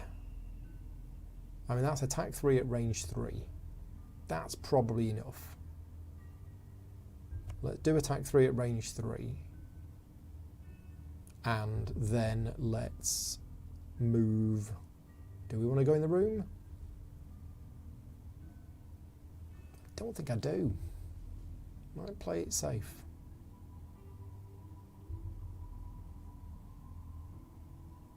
Do a bit of healing. Yeah, let's do that. So let's actually do them the other way around. So Earth and Clod followed by Crater. Right. Tinkerer. Again, we just need to do a little bit of damage at range. We don't need to do a lot, just a little bit. Oh, Toxic Bolt. That should do it. Let's do the Toxic Bolt first, followed by a little bit of a move, or something that gets me XP, or another heal. Nah, we've got too much healing here. But I'm going to put that on anyway. So Bandit Guard Elite has gone first, and he's putting his shields up, and he's attacking. There's nothing to attack. So he's basically saying, come to me, I've got my shields up. Right, okay, so the Tinkerer does an attack 2 at range 3 with poison. Okay, so it didn't do any damage. Oh no, it did 1 damage, but it's poisoned him. And then will heal. Yeah, I might as well just heal myself. There we go.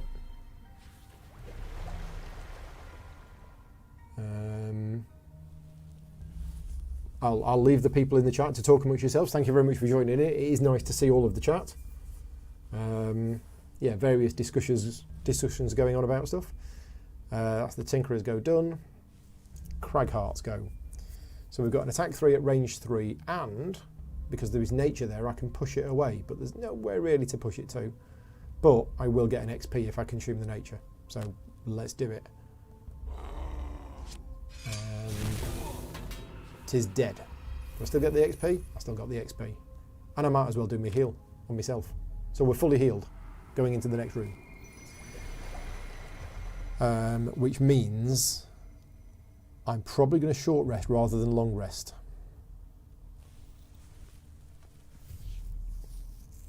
The advantage of long resting, though, is that I will get my equipment back. And I'll get the heater shield back, but it's losing a round, basically. Or is it? No, it's not losing a round, because I lose a card. So I might as well long rest. So both the characters are going to long rest, which means I choose which card to lose. So which of these cards do we want to lose? That's really good. That's really good. We don't know what's in the next room. I mean, all cards are good. All cards are good. I'm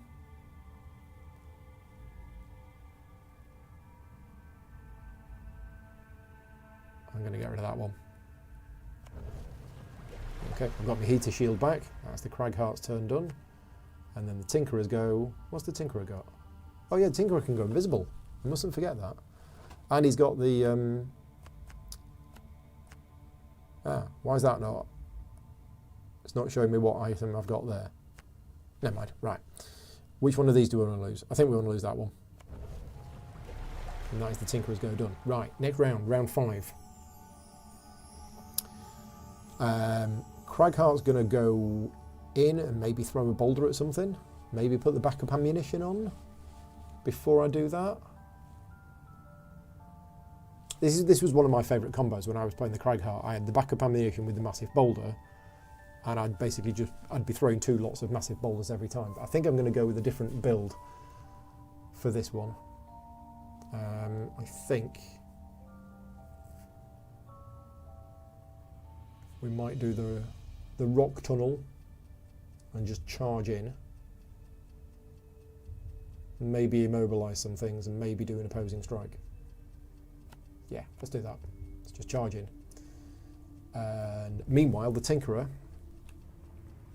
well, if we can go early and do a stun shot, yeah, I mean, move 6 and 1 XP.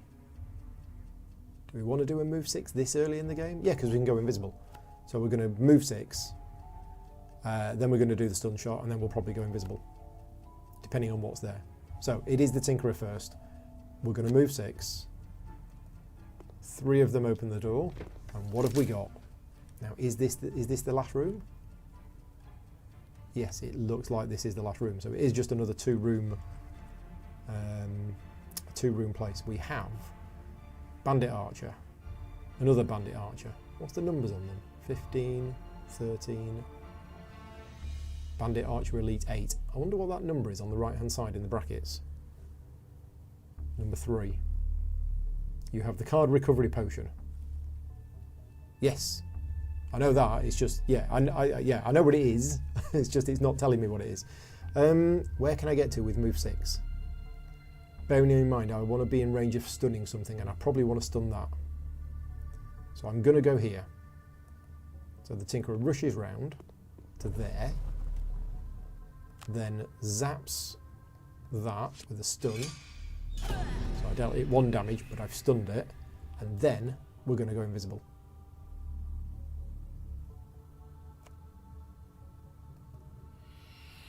Now, what's the graphics going to be like? Cool. There you go. Nice. That is the Tinkerer's go done. Yeah, it's not showing me, is it?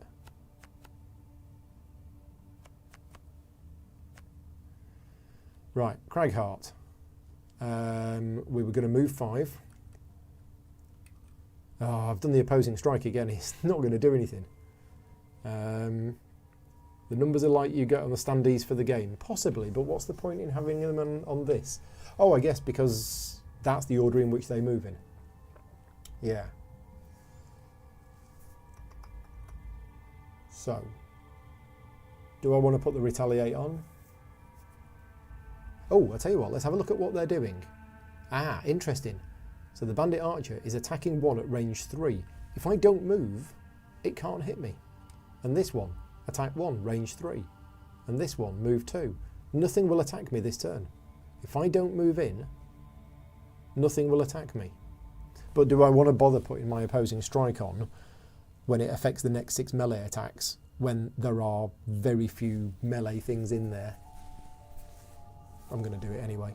Yeah, I'm not going to move in. I'm just going to stay outside. I'm going to put my opposing strike on, right, and then I'm going to destroy a table, because that's what Craghearts do. Smash! Yeah, I used to love going around smashing obstacles. It all gets XP. It all gets XP. So yeah, that was it.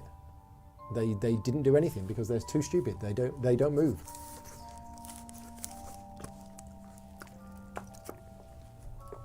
Right, next round. So this round we need to do something. That invisibility is going to wear off at the end of the Tinkerer's next turn. So the Tinkerer wants to go late so that he's not there. Oh, now, nice. Look at that ink bomb. That's going to get a few things. Hook gun. Oh, we've got a trap. And a proximity mine. I could do another proximity mine. And then just stand here and wait for it to come to me. Although it's not going to, is it? What about this flamethrower? No, that's not going to get anything at the moment. We don't need to heal. We could put the toxic bolt. So if I go late,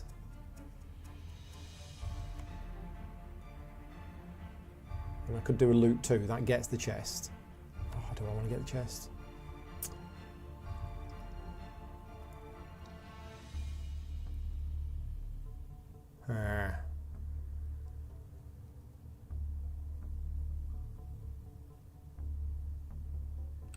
Not sure which of these I want to do. Don't know whether I want to create the... I think I'm going to do the toxic bolt. I think I just want to move late. So I think I'm going to play the hook gun, just to move late. And then the toxic bolt. Right, and the Cragheart is going to go maybe early. I need to throw the boulder in the middle, don't I? I need to throw that boulder on that middle one. So the massive boulder is a range 3, so I need to be 1, 2, 3. I need to be 2 spaces forward at least.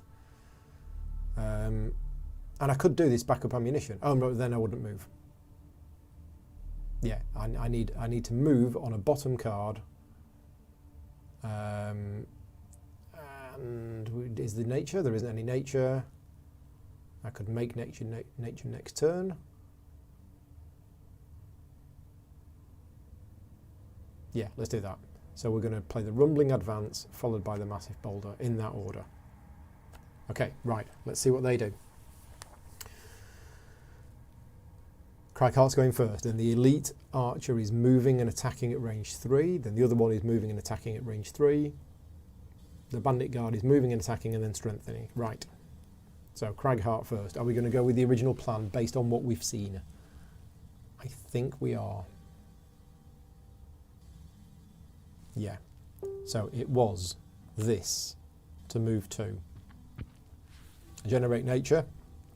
Everything around me takes the damage. Massive boulder in the middle. Yeah, massive boulder in the middle will deal damage to everything around it. Okay, so I got me times 0.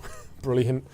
So, yeah, I did no damage, but I did deal 1 damage to the things either side.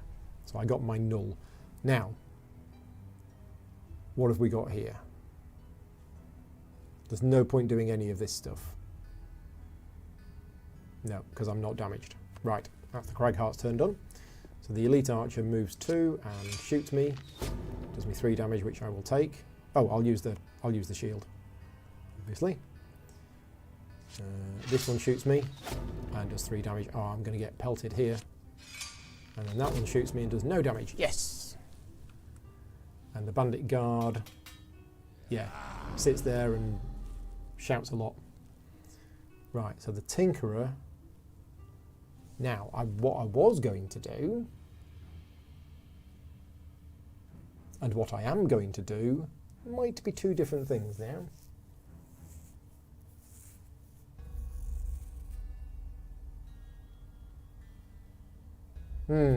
Because there's a nice chest there, but then I'll be right in the middle of all of them, which is a little bit risky. I'll tell you what I could do. There's a pull here, but I need to be on the other side of the trap to do that. And I've got this, which is attack 5 at range 2. That could kill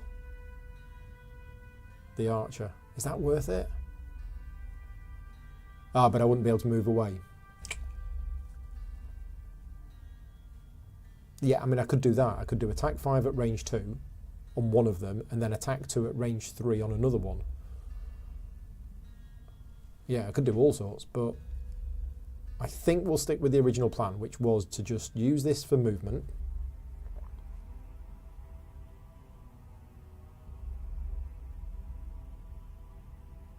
Yeah, go on. Let's take a risk. Let's do it.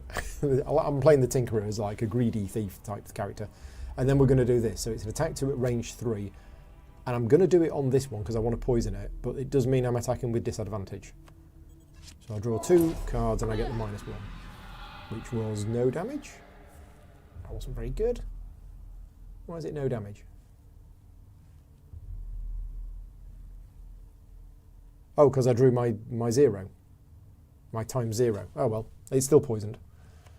And then I opened the chest at the end of the turn and I found 10 gold. Chests are a bit boring at the moment. And then the Tinkerer becomes visible. So, right. Crunch time. If we did a short rest now, I could totally throw another massive boulder in the way.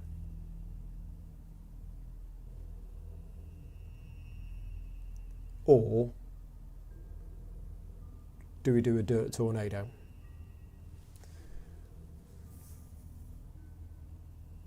Or do we do that? I think that was the plan. I think it was to do the unstable upheaval and try and get everything. But I can't get everything. Oh, I need the move jump. No, I need to be there. So I need 1, 2, 3, 4. Yeah, I'm going to do a short rest. I don't want to burn rock tunnel, so I'm going to take a damage. And I'll burn massive boulder. Right, so that's decision made. I'm doing rock tunnel to move 5, immobilise these, jump through, land there, and then do the unstable upheaval. Oh, I've got that. I just realised. I didn't need to do that. I have crater. Crater is what I actually needed.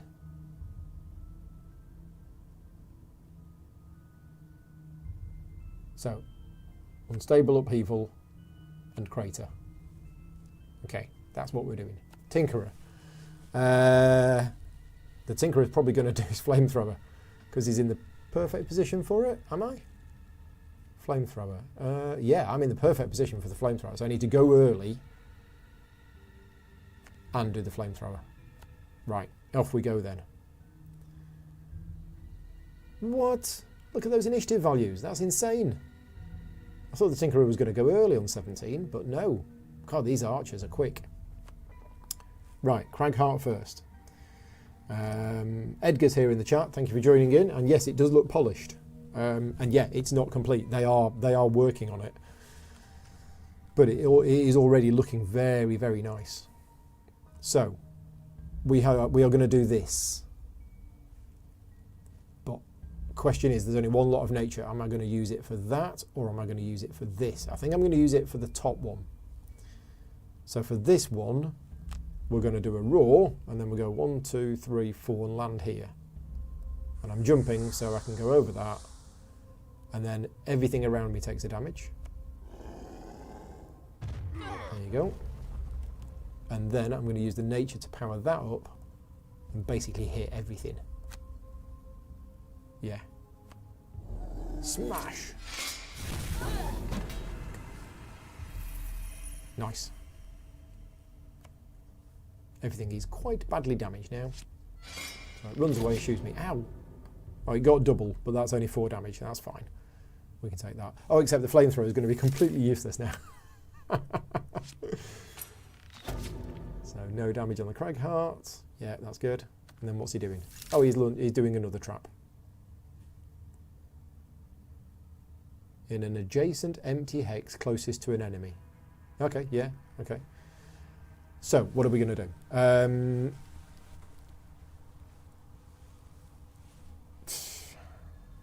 I tell you what, I'm just going to do that. I'm going to move to there and heal 1 on all adjacent allies. Okay, and then I don't think I'm going to use the flamethrower. Or do I, for the 2 XP? Yeah, I mean, it is very much overkill. But I think we're almost done with the scenario. Unless there's another room that I've missed. No, I don't think there is. I think we're good. I think this is the end. So we'll do a complete overkill flamethrower. Oh, I got me 0 damage. How many of those zeros are in the deck? It is wounded though, and it is going to die at the start of its turn. So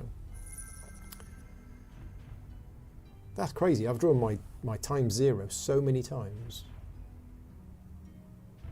Right, so yeah, that's wounded. Is it wounded? Yeah, it's wounded and it's going to die at the start of its activation. So I don't need to worry about that at all. We just need to get as much gold as we can. And then obviously kill the thing. So have I got a move 3? I've got more than a move 3.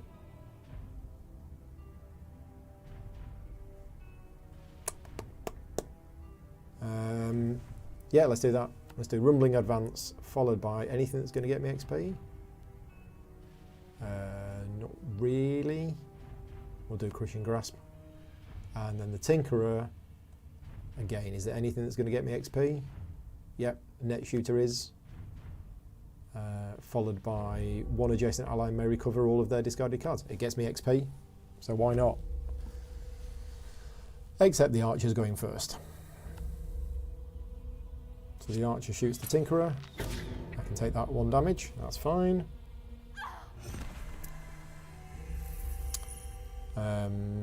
Yeah, so that dies. So do we want the gold or we do we want the XP? I mean, that's 2 XP. Yeah, so 1 adjacent ally may recover all of their discarded cards, and I got 2 XP. And then the top one is this.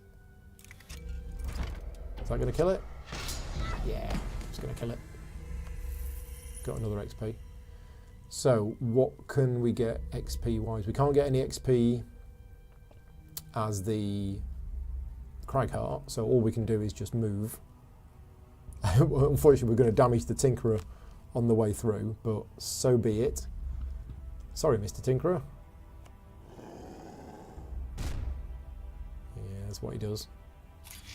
And I didn't use much of my equipment, did I? And then we skip the attack. And that is it. So we got some of the gold.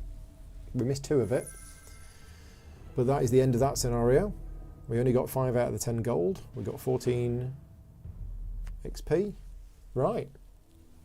Well, if you're still with me, I might play a little bit more.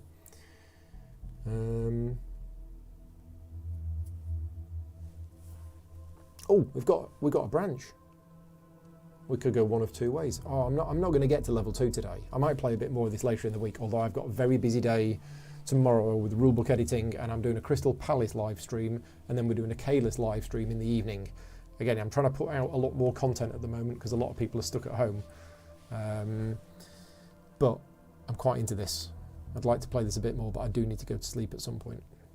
So, where are we going to go? Abandoned Catacombs, which is very similar monsters, or go here for the Living Corpse. We'll go to the Oozing Depths. Nice that we've got a choice. We have an encounter on the way.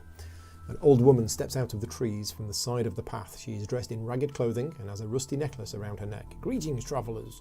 I sense you are in need of aid on your quest, and perhaps I can grant you a boon. What is it you need most? Well, I'd like to say gold, but I actually got quite a lot of gold. I'm metagaming it here. I'm thinking knowledge might be XP. Oh, we could attack her. Or do we say power? No, I'm going to say knowledge. I'll tell you why. You know, I said I was getting a lot of my times zeros in the previous scenario. I was cursed. Yeah, those curses would have come out.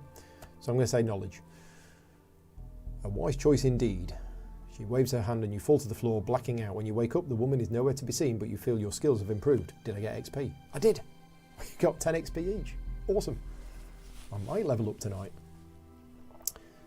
In fact, I probably will. Okay, we are going to adventure. Off we go. Last scenario for tonight, if you are still with me. Scott saying he played Crystal Palace at Aircon, such a good game. Yes, it is. It's very good. I'm doing a review of it this month as well. It was voted on by my Patreon supporters as one of the 2 games that I would review. Okay, we have Living Corpses. Now, I fought these in the base game, in the board game, and they basically move slow and hit hard. Right, we're lined up perfect for a massive boulder. So, yeah, I'm going to do Rumbling Advance followed by a massive boulder. I do like my massive boulders. And are we going to do the stun shot? I think we should, just to stop that cultist from doing nasty stuff. So yeah, a stun shot followed by... oh, the ink bomb's quite good. We could just do the ink bomb and get rid of these things. Get rid of them early. Yeah, we could do that.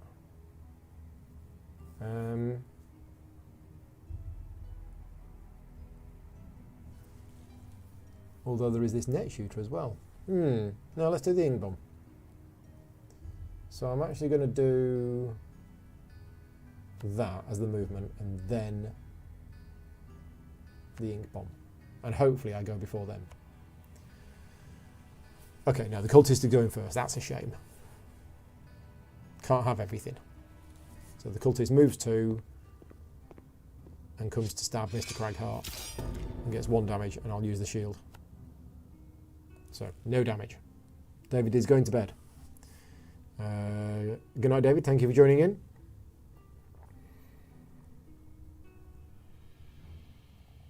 Right, okay. So, we could still do the massive boulder. It's just not going to hit everything. Now, what are the big things doing? Move 1, attack 3. So I kind of don't want to be next to them. You alright, Loki? I'm still here. Yeah. But I can't hit them from where I am. Okay. Do we go with a change of plan? What could the change of plan be? Not much, because I kind of blocked myself in.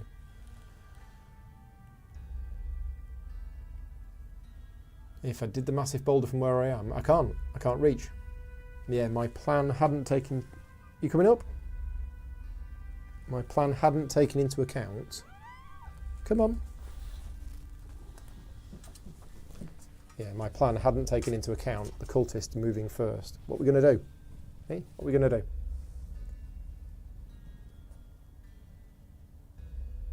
And I can't really hit it hard. You settle down. I want the Tinkerer to go first now. Can't swap them around.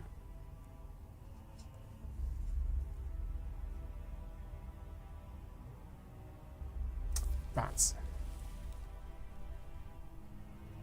Yeah, this hasn't gone well. I'm just going to have to...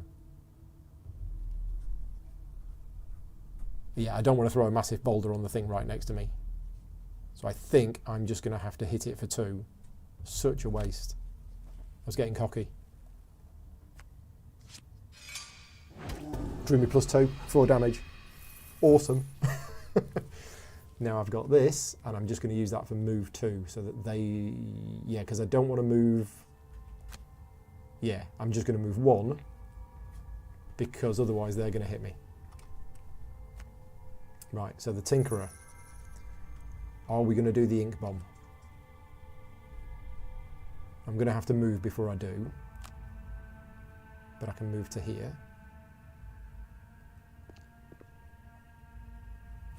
And then let's do the ink bomb.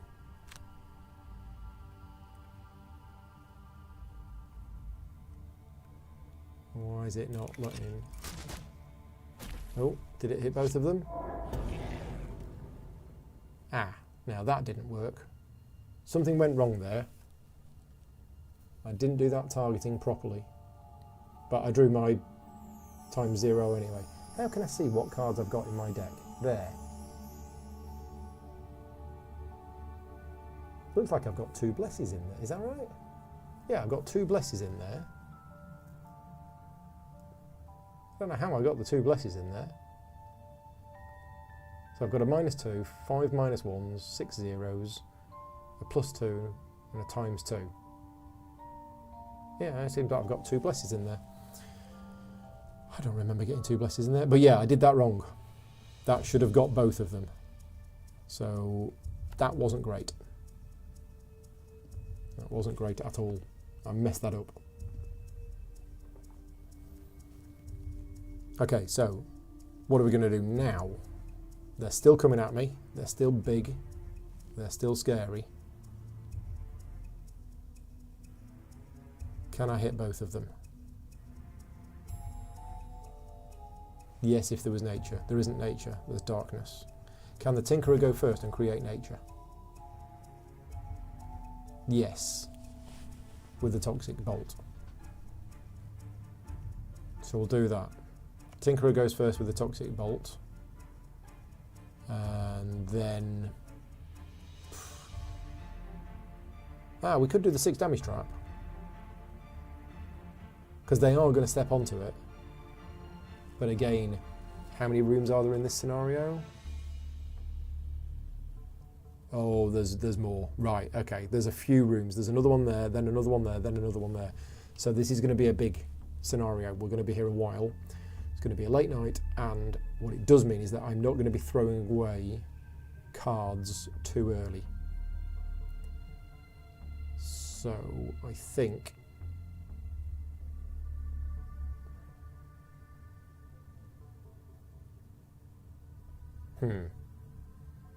Yeah, let's put that on. I think that'll work. So that's going to generate the nature. Then the Cragheart is going to... I say I'm not going to get rid of the cards too early.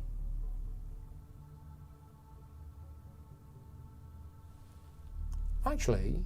Oh no, there is a throwaway card. Yeah, if I use it at all, it's a throwaway card. We could do that. Attack 3, range 3 and push them away.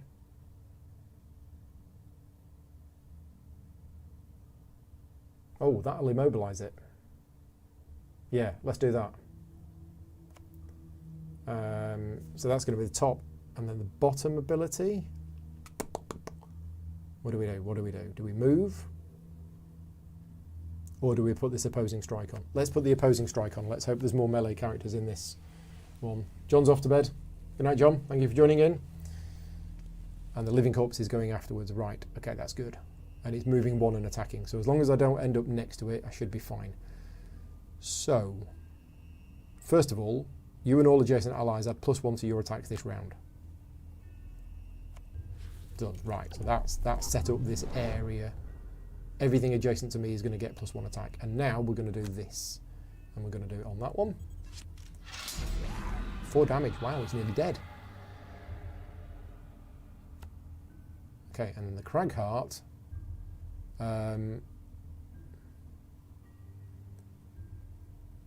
Is going to do this, and I am going to consume the element.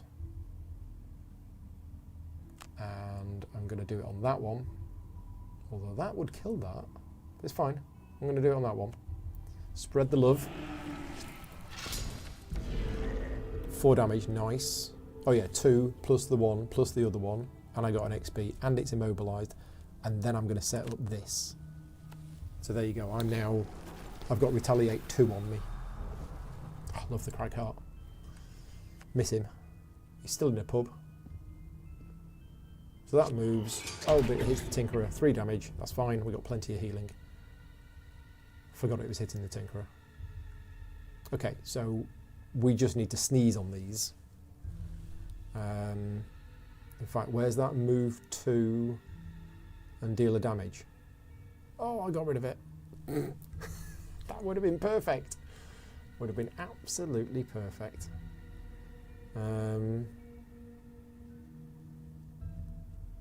Well, in fact, we could just ignore them because they're going to hit me. Yeah, if the Tinkerer moves quick and gets out of the way, I don't mean move that quick, but you know, I need to go 1, 2, 3, 4, like 5 or something like that. Yeah, really get out of the way. Maybe I will go with that one. Oh, I've got the invisibility. I could just move a little bit.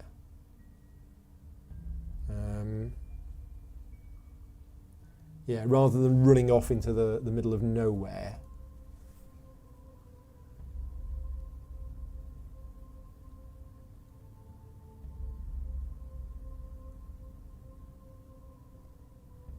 Yeah, I think we're just going to move a little bit. Do I want to go invisible at this point? No, I am going to do that. I'm going to do that to move 6 and get out of the way. And then, should we summon a decoy? Yeah, go on, let's see how the summons work. And the Cragheart just basically wants to say, right, just come to me. Come to me and hit me. And then I'll just move. So we'll play that for the move 3, and we'll put the backup ammunition on. And we'll set ourselves up for the next set of rooms. Right, so the living corpses are going after the Tinkerer. And what are they doing? They are move 1, attack 4 with poison. Oh, it's fine, because the Cragheart's got his Healy amulet. So yeah, he's fine. Right, so, oh, do we summon the decoy first? No, because we want them to hit the Cragheart. So we're going to move 6, and we're going to go 1, 2, 3, 4, 5, 6. We go all the way over here. Get an XP, the card is burnt. We're then going to summon a decoy here. What does it look like? It looks like me. Well, it is a decoy. And that got me 2 XP as well. Getting lots of XP. Come on, come on. Hit me, baby. One more time. So I take the 4 damage, but then it takes 2 back from the retaliate. And that hits me for 3 damage. And that takes 1 back from the retaliate. There you go. So that's them gone. And then it's me. So I'm going to move 3. I'm going to have to leave behind the gold because I need to be getting up front. And then I'll put this backup ammunition on.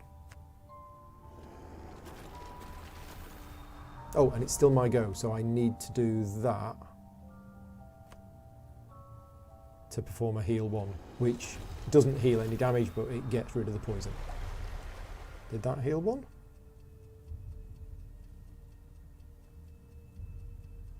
I was poisoned, wasn't I?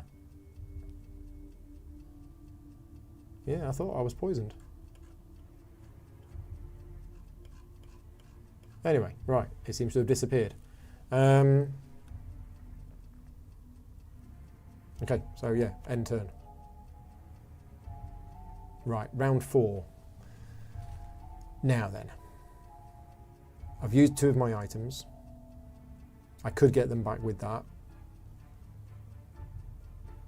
I've got 2 permanent cards, 2 ongoing cards in play.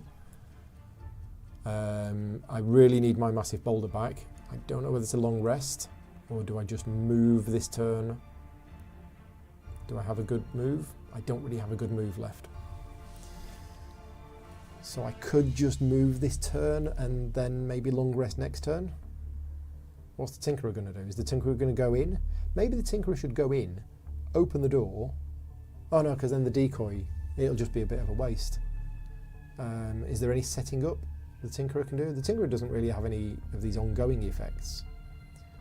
We have a net shooter. Could do the flamethrower. Flamethrower is just insanely good.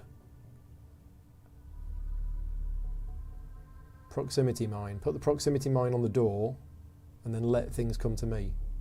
That might work. Okay, so let's do it. Let's move 2 and put the proximity mine on. How are we going to move 2? We'll move 2 with the... No, I don't want to use the hook gun because I need to use that next time. I think it's going to be this. So that followed by that. And then what were we doing here? I think we were just moving, weren't we?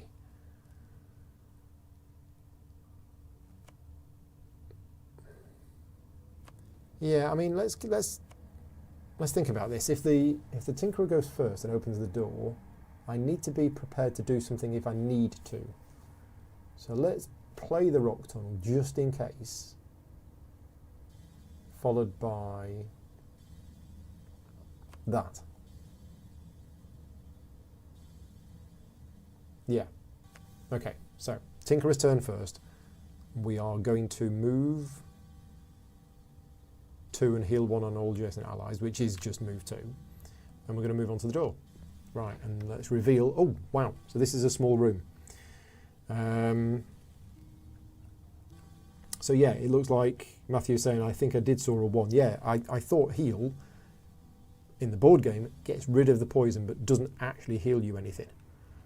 And in this, yeah, it seems to have. So we have 2 more of these big, ugly, slow-moving things.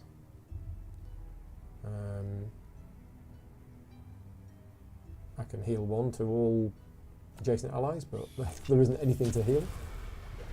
And then we're going to put the proximity mine on. So we'll put the proximity mine there, which is going to get triggered straight away. What's the cultist doing? Cultist moved 2 and attacked 1, but it can't move 2 because it treats this trap as it was an obstacle and it can't get to me. So that's interesting. The cultist didn't do anything because I thought it would have moved 1 at least, because that 1 gets it closer. Interesting. Oh, but it's got no path at all. Yeah, these are the rules I don't understand properly. Okay, so are we going to move 5 and rush in and hit something? 2, 3. No, we're not. We're just gonna move 2, move to here, and then we'll destroy an adjacent obstacle to get an XP. Just go around smashing things, smashing and breaking.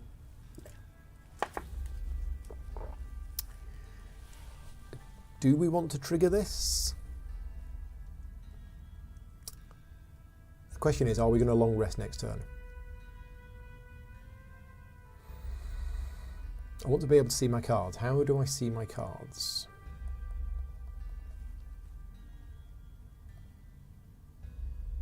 I don't know how you see your cards, because I kind of want to.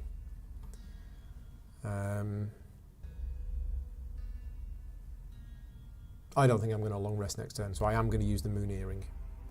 Okay, so I get my 2 items back. There you go. Moon earrings don't come in until much later on in the board game, and they're a lot more expensive than that, I think. So that is the Craghart's turnover. So the living corpse, come on, walk into the trap. What? Okay. So it didn't walk into the trap, but that one did. There you go. Nice. So what were they doing? They were moving to and losing, yeah, and a bit of them falls off. Where's the move to on the card? On the bar across the middle. Yeah, every card, if you look at it, can be used for either attack to or move to. I'm pointing to the screen, but you can't see my hand. Right, next round. Craghart needs to get in there and start attacking, so it needs to move 3. I haven't got to move 3.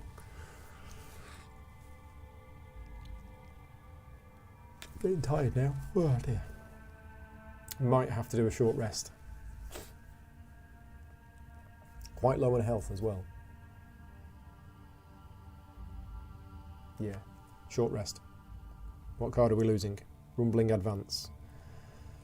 Oh, I don't want to lose that, but I also don't want to lose the Massive Boulder. If I lose the Massive Boulder, that's even more of a problem. Oh, I want to see these cards. Yeah. Yeah, it's a shame that the pop-up tooltip thing doesn't work when I'm in this mode. So I'm going to burn that just because I don't want to lose something more valuable. Right. Okay. I can also go invisible. Yeah, the Tinkerer hasn't gone invisible yet. So, we've got the Massive Boulder, and because of the backup ammunition, I can do that twice. But when do we want to do that? Do we want to go early?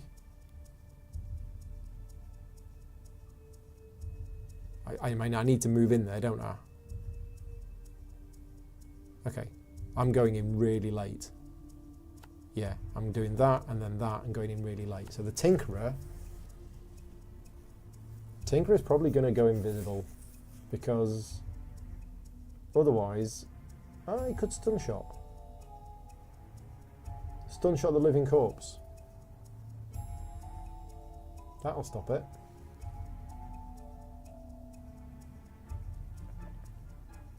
And then just do something with the cultist. Yeah, let's do the stun shot.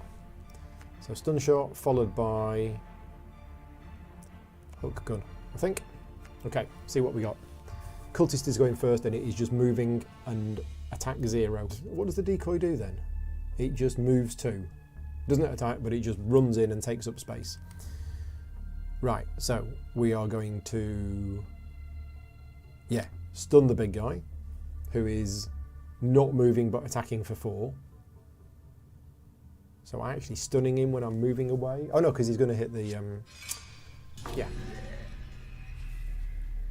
Oh yeah, that was a disadvantage. Never mind, it's stunned. And then I am using this to move 2.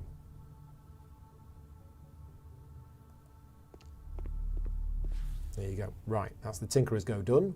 Unless we want to go invisible. I don't think we do. I think we're okay. And then the Craghart does a move 3.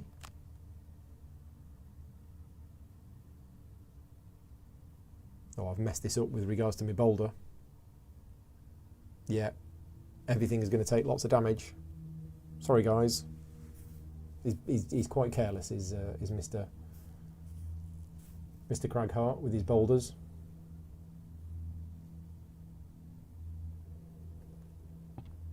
Okay, so now it's normally 1 massive boulder, but because of the backup ammunition, it should be 2. On your next 4 ranged attacks, add another target. So I am doing 2 attacks. First one's there, second one's there, which means all of my friends are going to get lots of damage from the stuff that's going on in the middle. Yeah, ouch, ouch, ouch. That's 1, but that was enough. And then 3 damage and ouch. Okay, we're fine. We're all right. It's only a flesh wound. They can take it, yes. Right, next round. Oh, and of course I'm getting XP. Every time I use that, I'm getting an XP. Yeah, this is really nice, this interface. They've done a really good job with this game. God, if they make this multiplayer, wow. Never get any work done. Right. Healing. It's probably what we need to be doing, because we're a bit damaged. We have nature. Can we use that to our advantage? I mean, it's only got 1 health. Let's have a look at the Tinkerer first. Do we just stand there and just hit it? Yeah, I think just go early and hit it and hope that that kills it. And then the Tinkerer is going to do a healing thing. So that's a bottom heal. Do I have a top heal as well? No. Oh, I lost the rumbling advance, didn't I?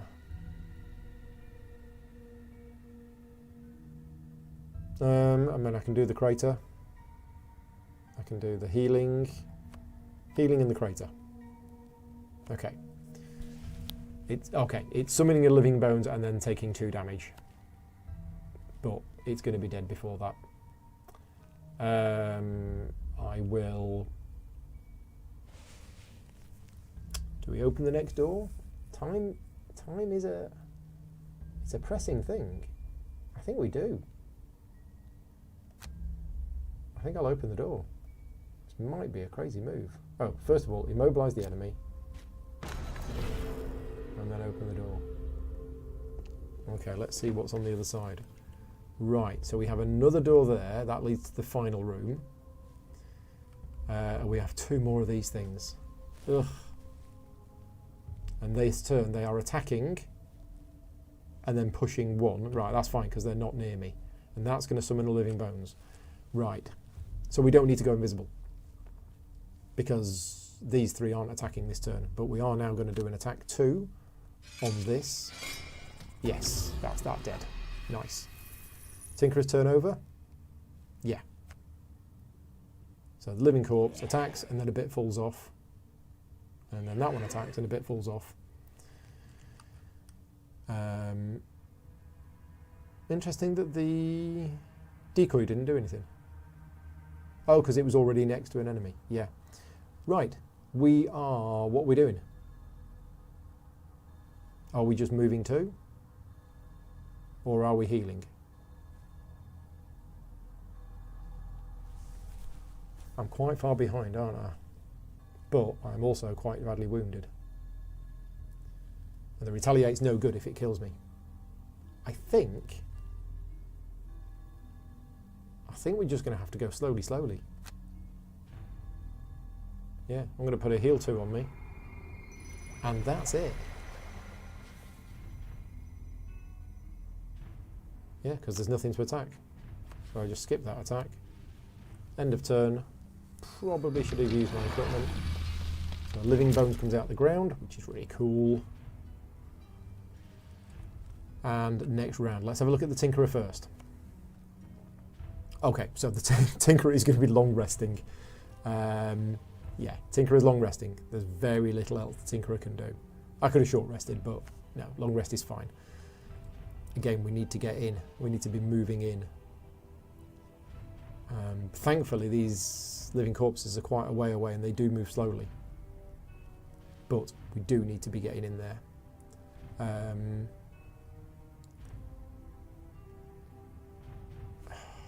It's probably going to have to be that as a movement.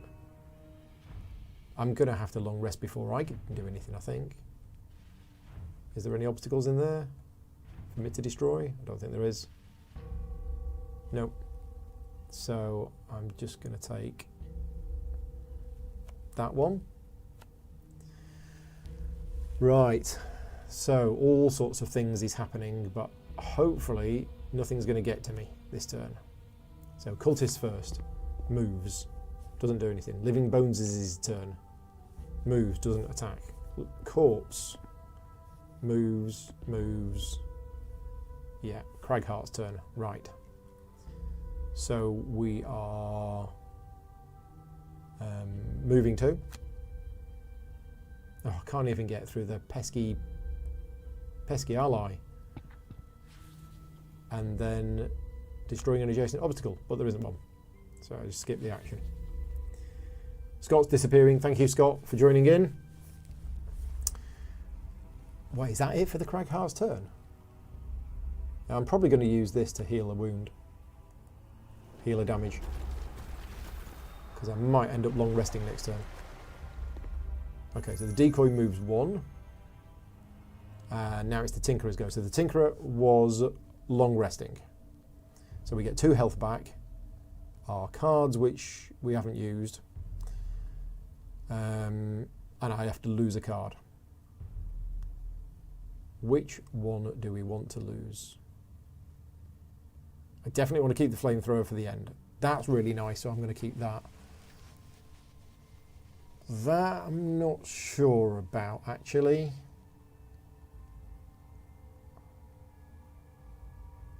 In fact, the hook gun is probably not so good now. Let's get rid of the hook gun. Burn it. Heal 2. Do we want to go invisible? No, we can just go early next turn and run away.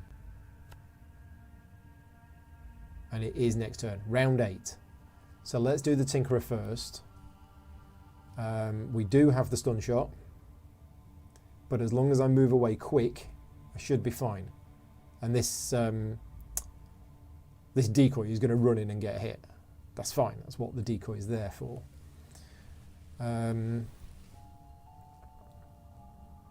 Unfortunately, things are not where I want them to be. So let's do Toxic Bolt, followed by, so that's the top bit, followed by, Toxic Bolt is what? Attack 2 at range 3 and poison, but it's nature. It generates nature, which the Craghart can then use. We need to move away. I think we'll use the flamethrower. We're not going to be using that just yet.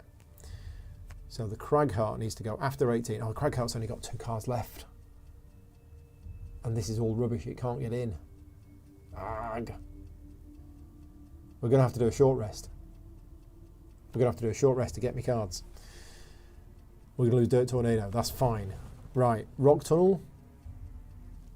Or oh, we could do the Massive Boulder. If I can get in there and throw a Massive Boulder, I'm getting 2 of them. But I need to move 3. Oh, I could Crater, which is move 4 and jump. Yeah, let's do that. And then 2 Massive Boulders. Right, Crater followed by double Massive Boulder. Depending on what the initiative of the enemy is. Okay, so Living Bones is standing still and healing. Living Corpse is moving a bit and then muddling and immobilising an adjacent enemy. It's fine. And the Cultist is moving and attacking, so we're okay. How long does the decoy stick around? Forever. It's got 6 health, so it's taken 2 damage. As soon as it loses all of its health, it disappears.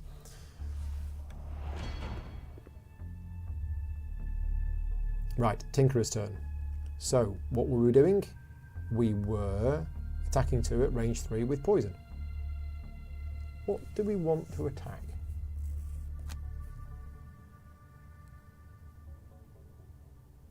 Let's put it on the corpse. Yeah, I mean, that's almost dead now. And then this one, shield 1, affecting self and all adjacent allies. No, we just want to move 2. And we're just going to move 2 and start heading over in this direction. Okay, and mustn't forget I've got a potion that I'm not using. Okay, so that's immobilised, I believe. Is that what it did? Yeah, it's immobilised and muddled the decoy, which is fine, because that doesn't really do anything. Right, Craghart, here we go. We can move 4 and jump. 1, 2, 3, 4, and then throw 2 boulders. Yes. Yeah, absolutely. So move 4 and jump. Oh, but everything next to me takes a damage. Yeah. Sorry about that again. 1, 2, 3, 4. I could just go here. Yeah, I'll go here so I don't deal damage to the Tinkerer. But I do deal damage to the decoy. Sorry about that. Right, now, double massive boulder. So the first one is going on here, and the second one is going on here. So that's that dead, with the bones taking 1 damage, and then the other boulder on the bones, which does a bit of damage, and then a bit of damage back there. That's not bad. It's not bad at all. Round 9. Okay, we're doing okay. I think we're doing all right for health. That's almost dead. Yeah. I mean, I could just let them come to me. Because eventually, the living corpses are interesting, because quite a lot of their cards are they self-damage. So I could just run away, and eventually, they'll fall apart. Not picking up lots of loot in this one. Could heal. Could heal the decoy. And then just leave it there for a bit. But the heal is on the bottom, which means I'm not moving. Do I have another ranged attack? Yeah, I do. I have Earth and Clod. Let's do that. Let's do an Earth and Clod with a move 2 on the bottom. Okay, and then the Tinkerer, are we going to go for the next door? Or are we going to just... Ah, we can heal. That's nice. Let's do a heal. And let's do a...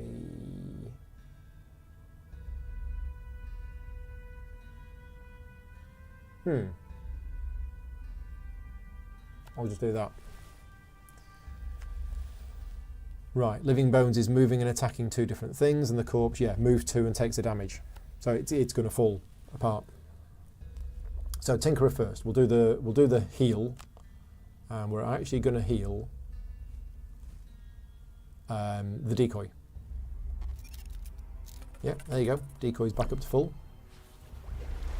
And then we're going to do this as move 2, and we're going to move to there. Okay, that is the Tinkerer's turn done. Next is the Cragheart. The Cragheart.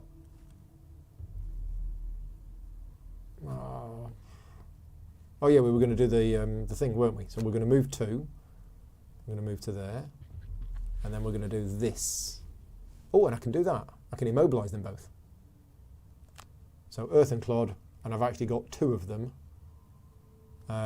Because of my backup ammunition. So 1 there, 1 there. Oh, this is awesome. Yeah, so that's killed that. And on the thing at the back. Ah, no damage. But it is immobilised. That is my turn done. The living corpses go, they basically self-damage. So that one's gone. Round 10. Okay, so we need to be heading now towards the final room. Gary is saying, is this an exact replica of the board game? What you're seeing right now pretty much is, but the actual campaign that's structured around this is very different.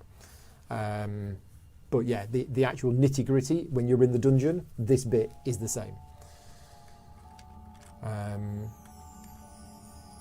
Right, what are we doing?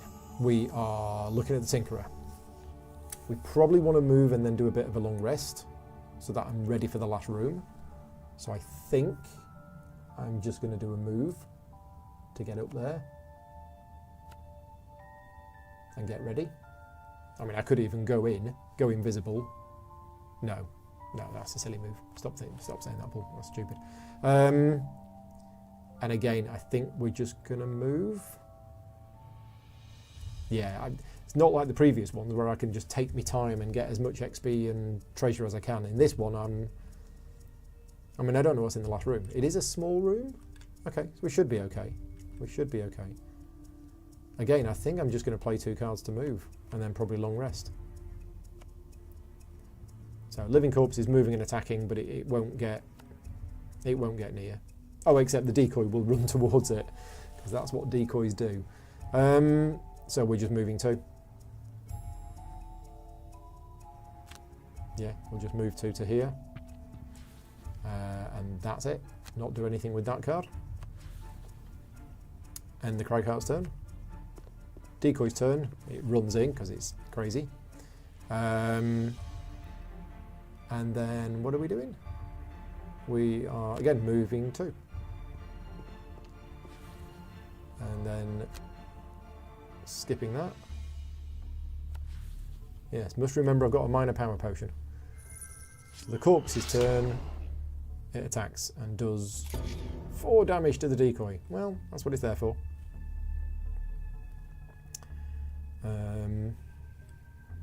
Right.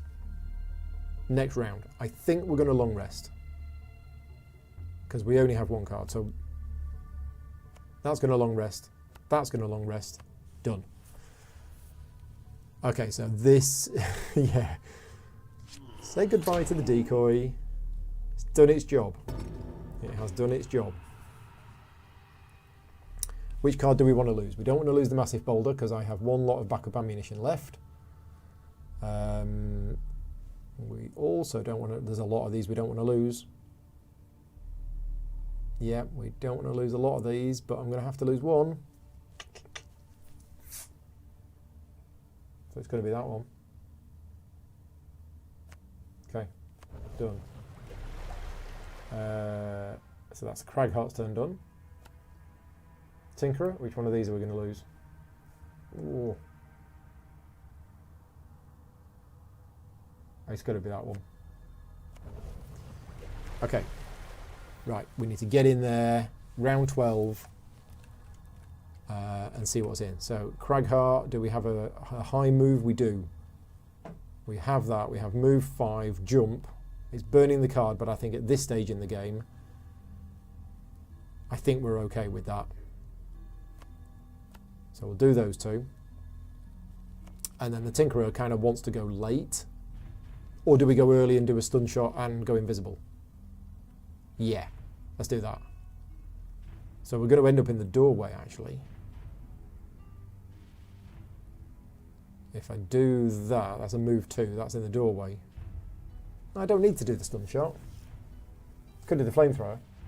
Yeah, let's do that and that. And then go invisible. Or go invisible, then use the flamethrower. That would be cool. So the living corpse is moving and attacking. But I'm going to just ignore that for now.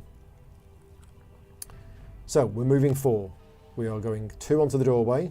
And let's see what we've got in the final room. Oh no! Well, should have guessed it's another cultist and 2 more of these. But I'd taken my flamethrower in the hope that I could get multiple things together. Oh, look at that skeleton at the back. It's praying. And that's not going to work. So I'm going to stand right on the middle. And do I do the flamethrower anyway? It's only going to hit 1 thing. But it does get me 2 XP and it wounds something. So I think we will.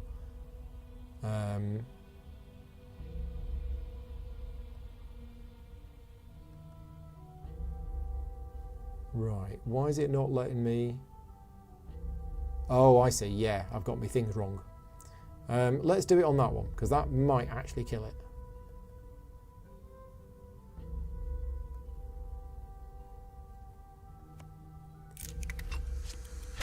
Yes, it does. There we go. Awesome. Right, so that's killed it and generated fire. End the turn. Forgot the minor power potion again. 10 gold. I didn't mean to end turn. I meant to go invisible. Oops. Oh dear. Oh dear, dear, dear. Mr. Tinkerer is in for it.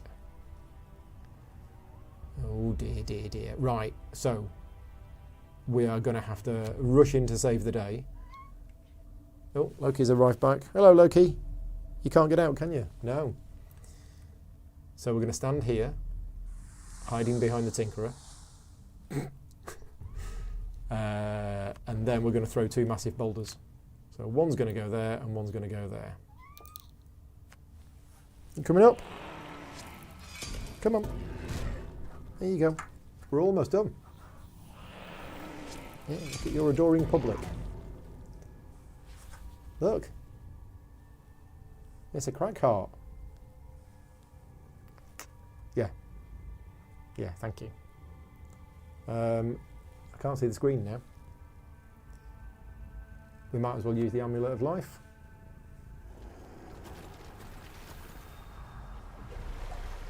And is that the end of my go? That is the end of my go. So the living corpse. Yeah, I can't see what's going on. Look at that, my Tinker is getting hit. 5 damage or lose an available card. I'm going to take the damage. And I'm poisoned. Ooh, look at that. Matt says hello.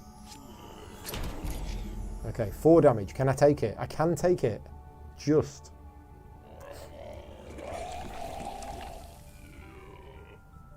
Okay, you're on telly. You're on telly. I don't think people can see you. Let's just put the camera down a bit. Oh no, you've gone now. Okay. Right, so Tinkerer is very, very badly wounded. We do have a healing card, which is good. And then we can move out of the way. So we'll move out of the way and we'll heal. And this is where I want to see what happens, because in the board game, he's poisoned, which means if you heal, you don't actually heal, you just lose the poison. Okay, so Loki is now clawing at the Arkham Horror FAQ, because he's a little crazy. And then we need to go in and we do Avalanche, and we kill them both and get some XP. Yeah, that's what we're going to do. That one and then that one, and hopefully I go first.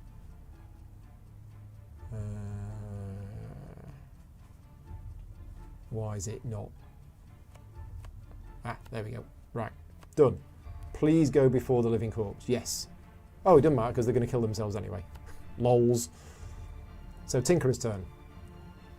So first of all, move away.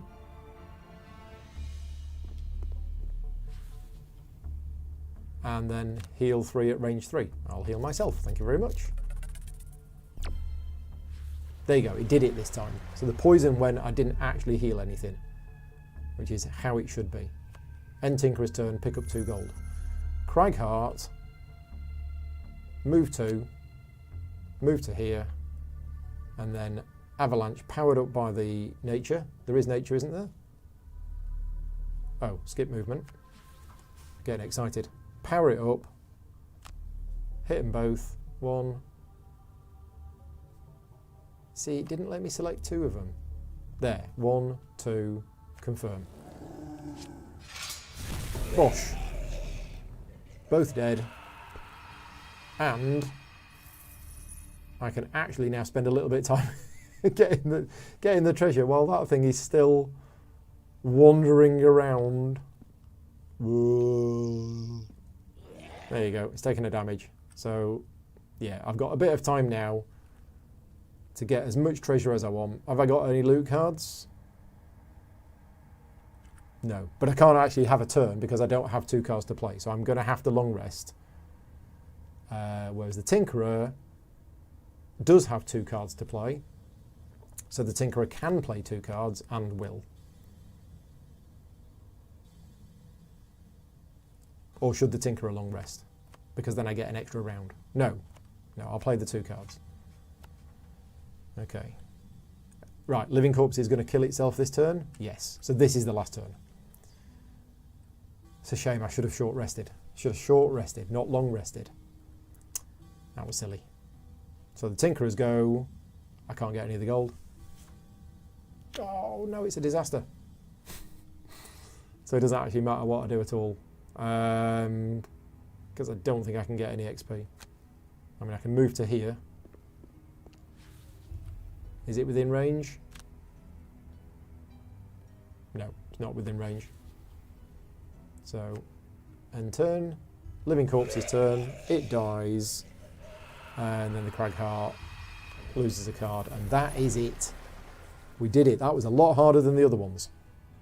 But we did it. He says, yes, finish. 13 enemies killed. Only got 4 gold, but I got 20 XP. So I think I have leveled up. We get to see what happens when we level up. Also, I've arrived in the town where I started with. So we've gone all the way back to the start. Am I leveled up? No, I'm not. I've got 42 XP. Right. But hopefully we have a safe journey home. No encounters. We have arrived back at Wayward. Journey to Wayward complete. So we get some XP. We've got the major healing potion, which is good. We've got 14 XP, 9 gold, which means levelly up time. So let's have a look what happens. Character level. 1 ability card's available. So let's have a look. Craghart has reached level 2. This is where I get to choose. Do I get to choose or do I just get that card? I just get that card. Ah. And I'm getting that one as well. You have got 2 new ability cards. Choose 1 to permanently add to the deck. Right. Now, Explosive Punch. I used to use that a lot. Sentient Growth. I'm going to go for the Explosive Punch. Okay, so that's that done. And, oh look, I've got a perk. Yes. So, here we go. Now, these look different. Yeah, these look different and they have names. Oh, what do we do? I think they're different. It's been a while since I've played the Craghart, actually, but maybe they are the same.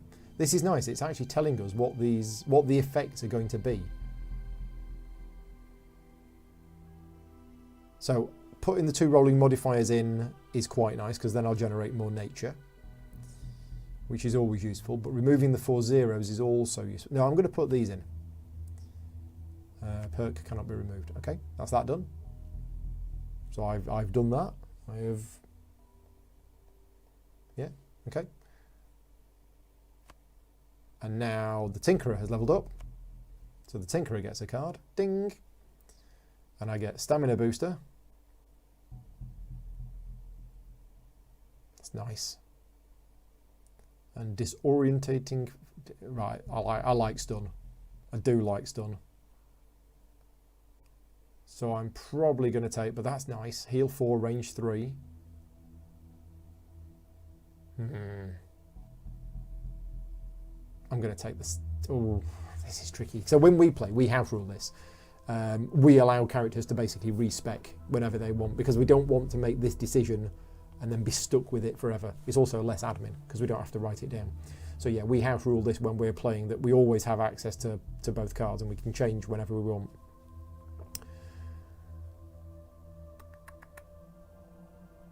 I think I'm going to take the Stamina Booster. Okay, and do we get a perk? We get a perk as well. So Tinkerer's perks.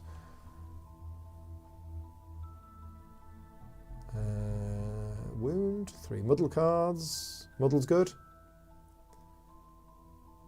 Place the -2 with a 0. The Tinkerer's not going to be doing that much attacking, or is he? Maybe he is. Quite light wound. Let's put that one in for something a bit different. So lacerate. Okay, and that is it. So that is our XP spent. We have 75 gold. We can go to the Cured Hide or the General Store. Let's have a look what's in the Cured Hide. So we've got Winged Shoes, Boots of Striding. Definitely need Boots of Striding. And Hide Armour. So I think we're going to buy the Boots of Striding.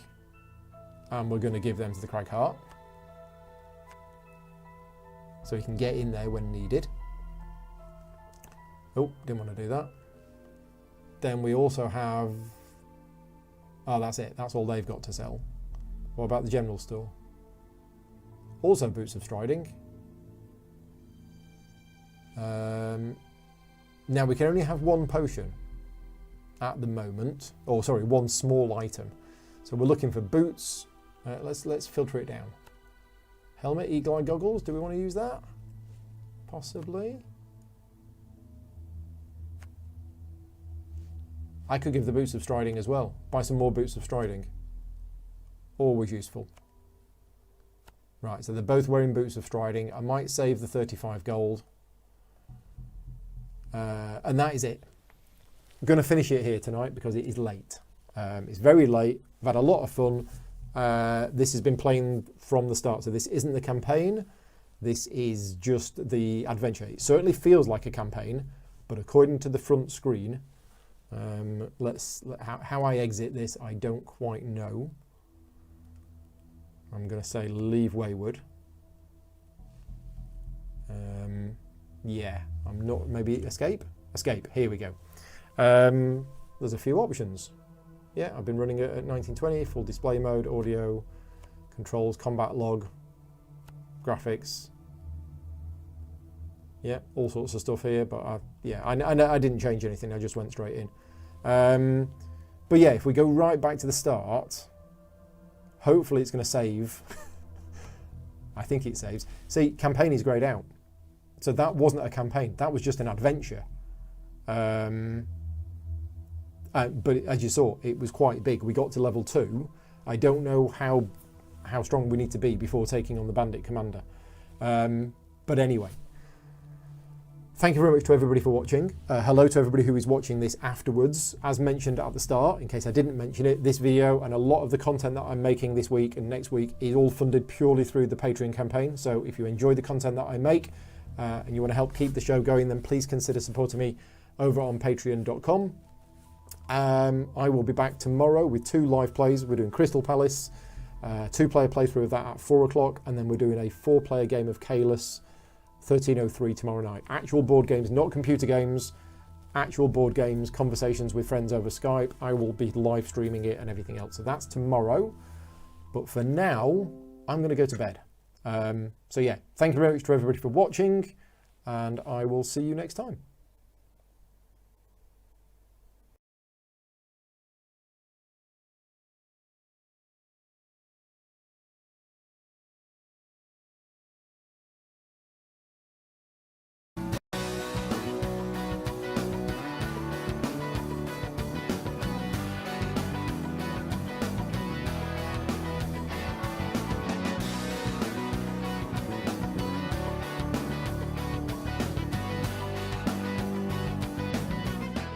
Gaming Rules is proudly sponsored by Game Toppers, upgrading your gaming experience. Visit GameToppersLLC.com.